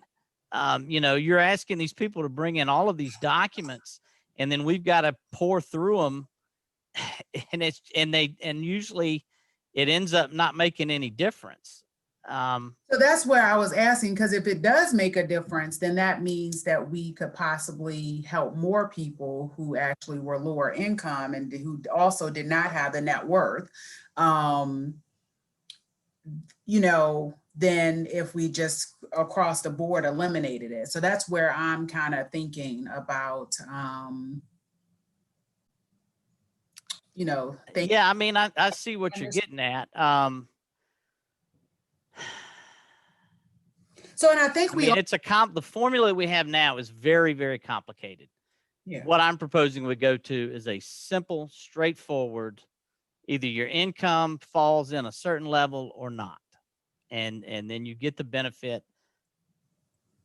or not. I understand that, but I do think that there are some people who may not have income because of their age anymore, but they have accumulated a lot of assets that would be different from the people we're probably thinking about when we implement programs like this. I just don't want to, like, if a headline in a few years is that, you know, there are people with considerable assets able to benefit from this merge program, that wouldn't have been our goal. That's just what and I understand. But if you're saying that it usually doesn't matter. Well, I'm saying that those people are already going and getting the CHAP program. Well, that's what I'm saying is, Yeah. do we eliminate it, or do we then require it for both CHAP and the real estate? I mean, I say you eliminate it. I say currently the person you're talking about, let's say somebody who's got a very, very low income, but has a bunch of built up assets, and they're not currently going to be able to qualify for anything under the real estate program.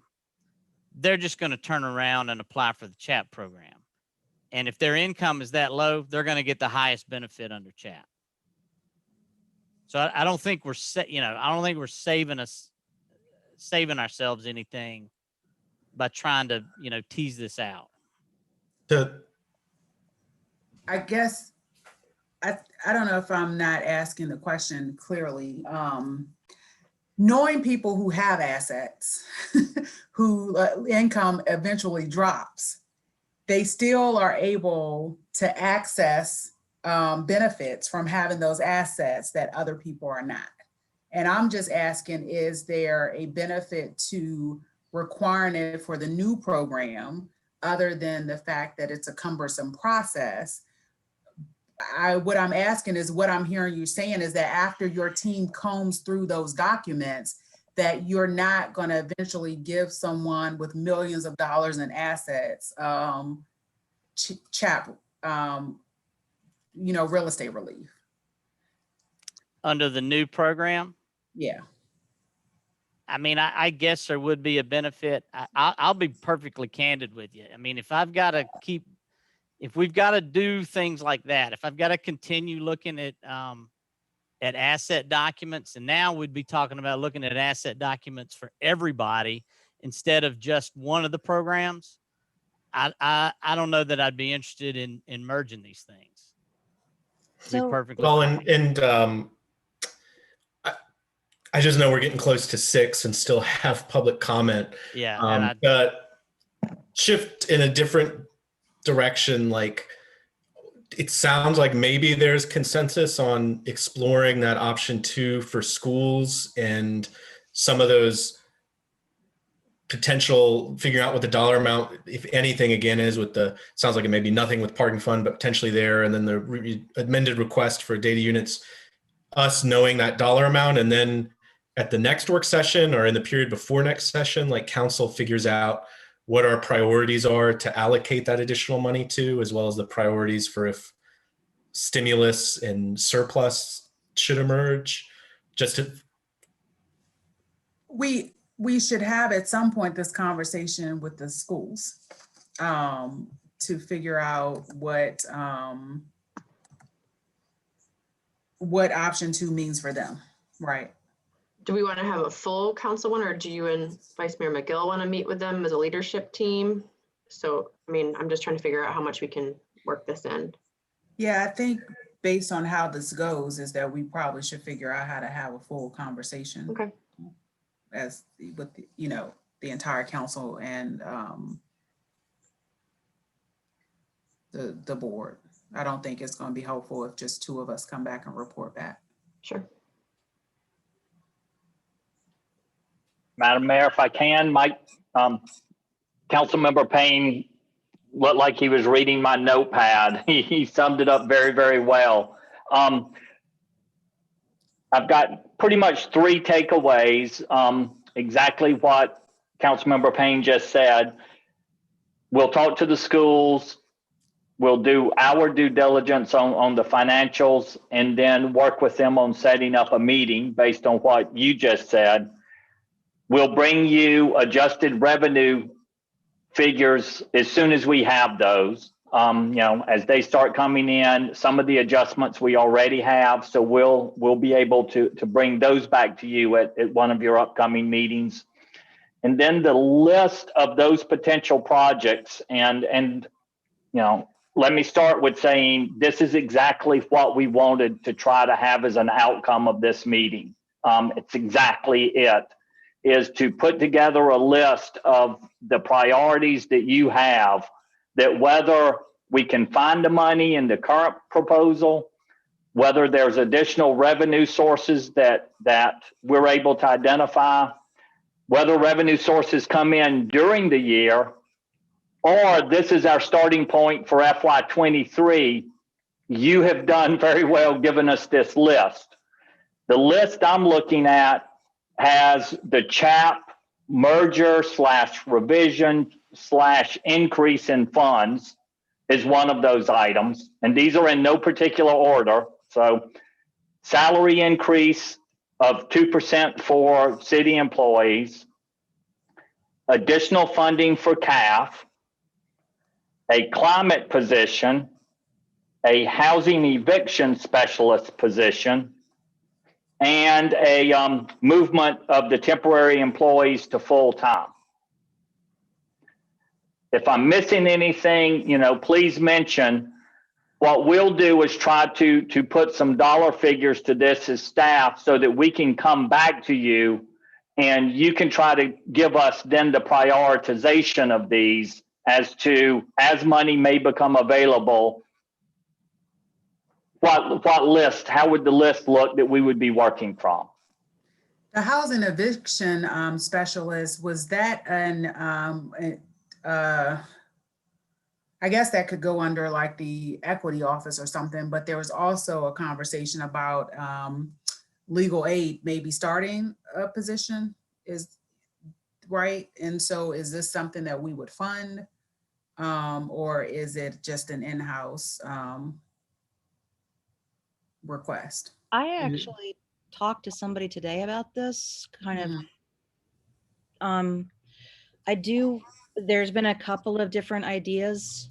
I know it was originally it's in the affordable housing recommendations. I don't think a lot of clarity has come around that yet.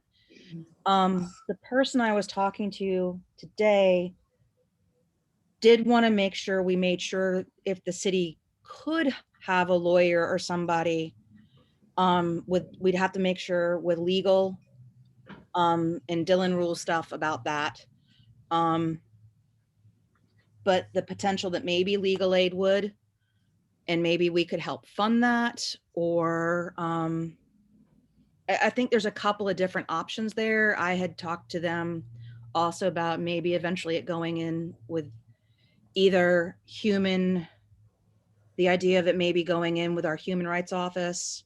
And again, I haven't even mentioned this to the human rights office. This was just me kind of spitballing with somebody, or maybe even under our housing position, since it is coming up as this affordable housing. But if we had it in the city that it, to live there, a little bit concerned if it's a position that we're encouraging legal aid for, that we're not committing, that puts then legal aid into the whole Vibrant Communities Fund position again. Where year to year, they're not sure if it's going to get funded, depending on how we want our commitment to this to be. That's.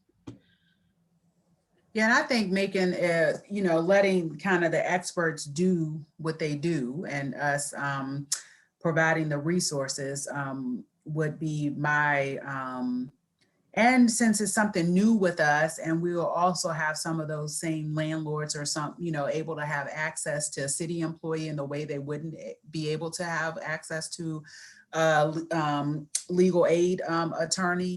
I think that we should see if there is a willingness for an outside agency to start this. But speaking of attorneys, there were, thoughts about just the need for attorneys. And I think I talked to, during my meeting the other day with Chip, maybe, I don't know, so many meetings, but the idea of even thinking about the PCRB and them hiring outside counsel, if there was a attorney or someone with the expertise, kind of a floater between equity, human rights, PCRB, then that would take a lot of those needs that keep coming up to make sure that they have access to that legal counsel. And they're, maybe, that's something that we have to consider, long term. The eviction specialist, I think, how these economic downturns go, we could be dealing with this for at least the next 3 to 5 years. And so we would need to, if we're committing to funding, thinking about it in terms of as long as this crisis, would last, and people attempting to dig themselves out of it. That would be my thought. And my thought on the question of a right to counsel is that I really, really, really don't think you want that person to be a city employee for a whole lot of reasons, ethical reasons, malpractice insurance reasons, all kinds of things. If it means putting somebody like legal aid into a contract position, I mean, I don't know, we have to talk about that. That gets sort of to one of my fundamental concerns about the Vibrant Community Fund and the way we're using it to support programs that really aren't competitive with everything else. We know we want them. And so anyway, so I really don't think, I think it may be a good idea to figure out a way to try to fund such a program in part. The other thing is I think it was the housing people said there may be 50 evictions a year in Charlottesville. That's not a full-time job for a lawyer. Well, I think the bottom line for now is just however it's arranged or looks like, exploring the dollar amount that could help make it happen. Well, and it may be that the way to do it is if the county is also interested, the county probably has twice as many evictions as we do. Now you're beginning to look like a full-time job for a lawyer, and the eviction courts, for the most part, the city and county meet on different days. So it might be possible, again, if the county wants to get involved in the effort at all, they may not. I don't know if one person can do both localities. I'm just thinking about the the work that's done before court, trying to prevent the evictions and all of those conversations, even when I've been a part of them, they take a considerable amount of time. And for the most part, those aren't lawyer league things that happen. You don't have to have a JD to do that. You may not have to, but right now, I mean, I am a part of a conversation around a case at this point, and there is an attorney who's involved in this discussion between two housing authorities. So whether you need to have it or not, the lawyers are often involved. I'm thinking of all the things over the years that it has required a lawyer to, to even kind of get the conversation in favor of the citizen who is at risk of losing their home. And I know it's already 6, so we need to definitely let the public comment, even if we're going to continue. So I'll turn it over to Mr. Wheeler. Thank you, Mayor Walker. If you're in the audience, you'd like to speak for up to 3 minutes to council about the budget, please click the raise hand icon in the Zoom webinar. If you're on via telephone, you can press *9. Right now we have one hand raised. It's Jason Halbert. Jason, you're on with council. You've got 3 minutes. Thanks, Brian. Members of council, appreciate the time. I know this is you spend many hours on this, so I appreciate all the time you're putting into it and how difficult it is.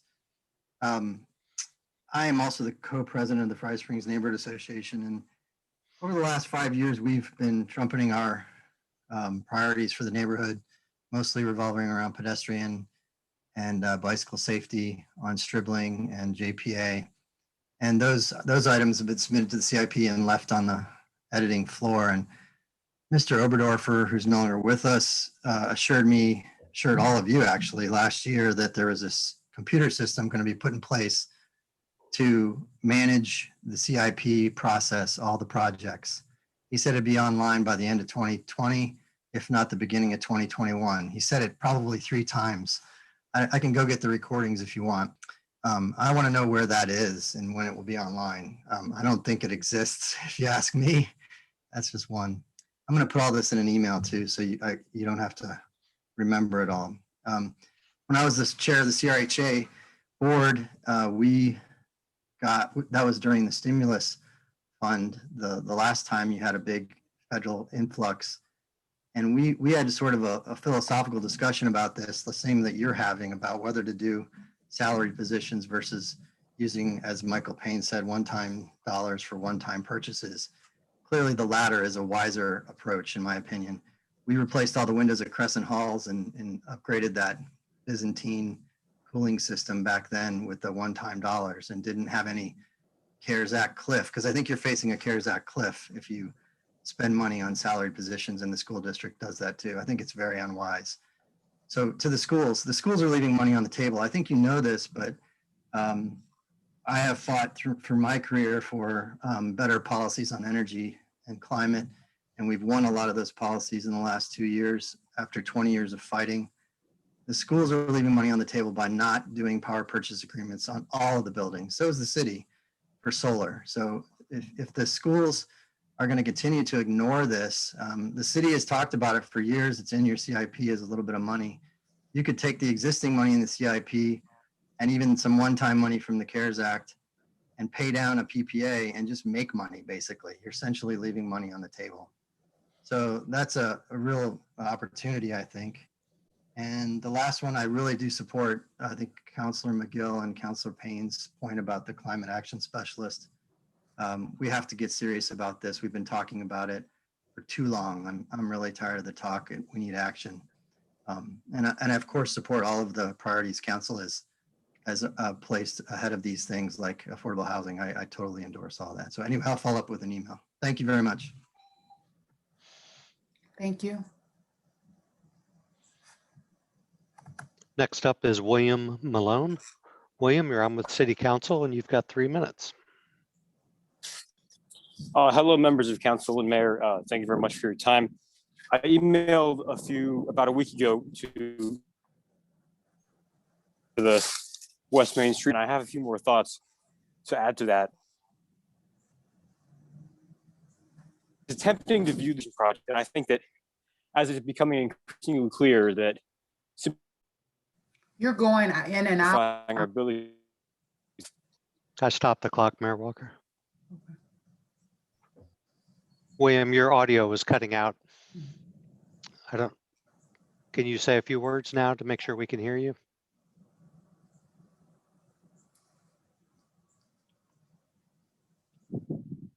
William, can you hear us? I'm very sorry. I can hear now, yes. Okay, that sounds a little better. Go ahead.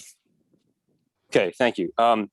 Yeah, so I was saying that a lot of the documentation that the design team submitted to the Board of Architecture Review in 2018 said that the tree canopy of the West Main corridor would increase by 400% if it also is really impossible to de-emphasize the automobile, taking advantage of a lot of state funding, potential state funding that we would otherwise maybe turn around by not being able to project and approve it this year. Budget's very tight. I appreciate to prioritize so many important initiatives. Yeah, we can't, we still can't hear you. Your audio is still doing the same thing.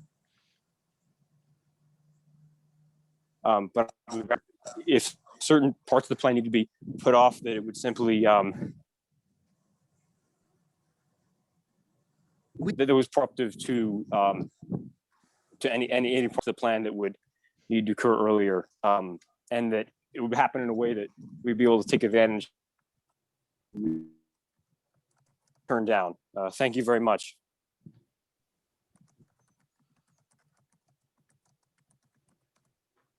Mayor Walker, I don't know if you want to encourage that person to reach out to us. Yes, I did. I sent a chat just saying the audio was cutting in and out, and please send us an email. So that would be... Sounds good. Next up is Jeff Vogel. Jeff, you're on the City Council. You've got 3 minutes.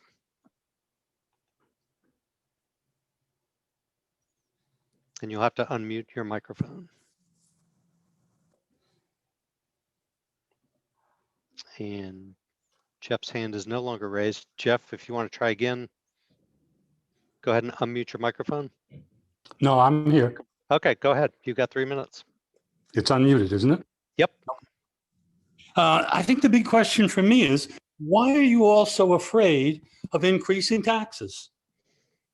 What is it that puts the fear of God into you about raising taxes?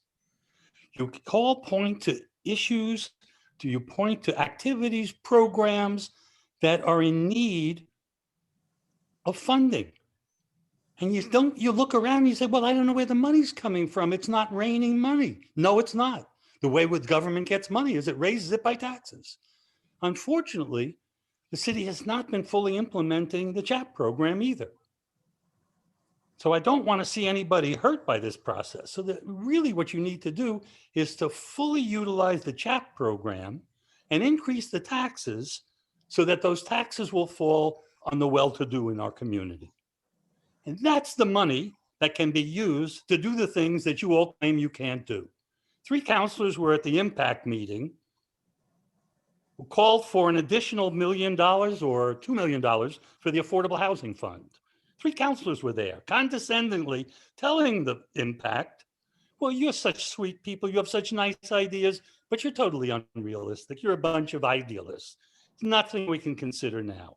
Well, you know what? If you don't consider it now, you're putting everything off for 18 months before anything can be implemented. The same thing is true of the movement in this country to shift some resources from the police department to other means of accomplishing some of the problems that they've been utilized for. It's almost as if that never happened in the country, never happened in the city, because nobody here seems to think that that's an issue at all. Well, if you don't do it now, you're putting it off for another 18 months. So why don't you be honest and say, listen, we want a fully funded police department. We don't care about the efforts, not just to defund, but to reallocate some of that money to other sources that can provide similar kinds of activities without the problems associated with police-civilian encounters. And when I think about it, I have to laugh sometimes. We've got a socialist on the city council who doesn't want to raise taxes on the rich in order to support the poor. I mean, this is unbelievable to me. The Democrats are doing it in that state house here in Virginia. They're trying to do it in Washington, but no, we can't raise taxes because some of the upper middle class people and the rich people won't like it. Well, I'm not sure you're right. I spent many years in the state of New Jersey. They said that when Brendan Byrne introduced an income tax, he would lose the next election. He didn't. If people see that the money is being used for good purposes, for the purposes for which we need that money, people are willing to pay their taxes in order to support that. So I guess I'm guessing that I'm not going to get a response from anybody about the issue of why you're so afraid of raising taxes in order to accomplish the very things that you want to accomplish, and to do it now, and to do it along with the full implementation of all available resources to the program allowing for rebates for people who are under 50,000, not 25, 50,000, who have homes under 370,000. That's where we should be. Thank you. And if I may briefly, just to respond, there was a discussion at previous work sessions about our CIP budget, about our existing CIP projects, in order to be affordable in any way, necessitating over a 5-year period, a 10-cent increase in the real estate tax or some equivalent of revenue increases that would match that. So it's certainly something which is talked about and is inevitable given the size of our CIP. So it's certainly something that's not off the table by any means. It's a question of timing of when it's going to happen.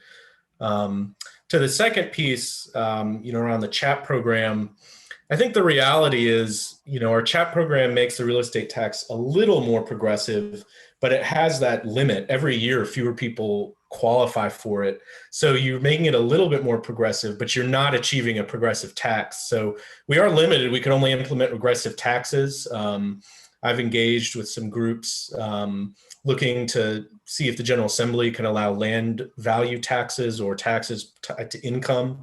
The General Assembly will need to approve that. We've also had discussions around getting approval to increase the sales tax in order to fund school infrastructure. So it's certainly a conversation that's happening, is going to need to happen, but unfortunately we have very limited powers, and I wish it was as easy as we would hope it is. And I'll just chime in. I've been sharing for years that, and even shared a story of a friend of mine who still had a home here, but her family moved to New York, and the comparison between what their tax rate was here versus income and tax rate there versus income.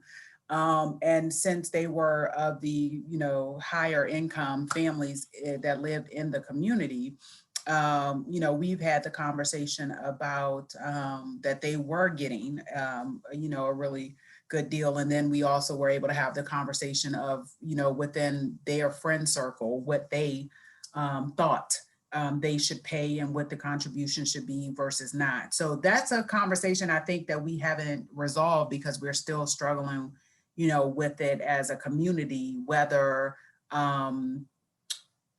we offset tax increases on people who can afford them by making sure that people who can't afford them, and not just a tax increase, because that's only one part of the conversation, but the increase in the values of the homes and what the assessments have been over the years, that's pretty grave and devastating for most families. So if we don't resolve this, we are going to end up in a community where only the wealthiest members live here and everyone else has been pushed out. And anytime we are putting things off, that's what we're signing up for. And I keep saying that. I know that there wasn't appetite for to talk about tax increase this year. That was pushed. And even last year during the budget season, it was made clear that we were not going to increase taxes, and we didn't, really have the discussion. So, but I think we have a lot of work to do to make sure when we're talking about equity and fairness, and in this same community, while Jeff just came on and said that this is something that he would be okay with experiencing as a homeowner in the community, that's not everyone's story. And I don't think that it's clear across council members and leadership what direction we should go in. And so we are only presented with certain options, and then, we end up where we are today. I will say our intention at the beginning of last year was to have a work session kind of dedicated to what are the avenues we could take to have a more progressive approach that obviously falls within the limits that we do have in the state of Virginia. And I'm certainly open to us, re-engaging those conversations and lining up some experts that can help us navigate what that might look like under the restrictives that we do have.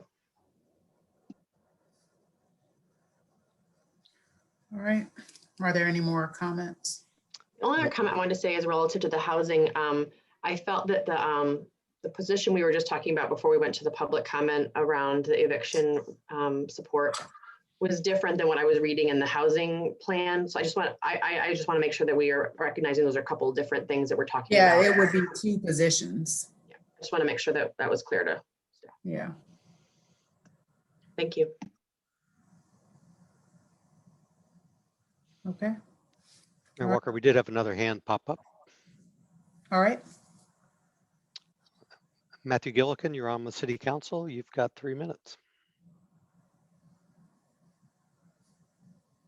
You'll have to unmute your microphone. Good evening, City Council. This is Matthew Gillican. I live at 726 Orangedale Avenue. I was listening into some of the conversation about raises for the schools and concerns about a perception or experience of unfairness among city employees. I'll remind you all that in September, there was one-time bonuses given to every city employee and no bonuses given to city schools employees.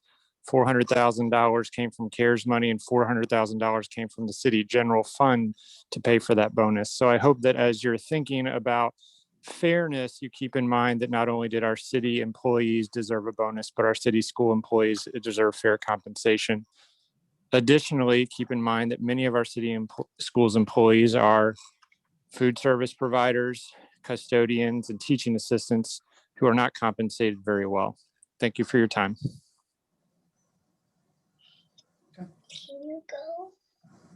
And I agree with that. I do think that I'll just say the bonus that we gave could have been more sufficient. And I was hoping for the second bonus for our staff too. And I just think that we could have done that process better also. We used CARES funding, and that there was also CARES funding that could have also been considered for raises from CCS. So we wouldn't have been able to control that. And that's the thought that I had when you were speaking.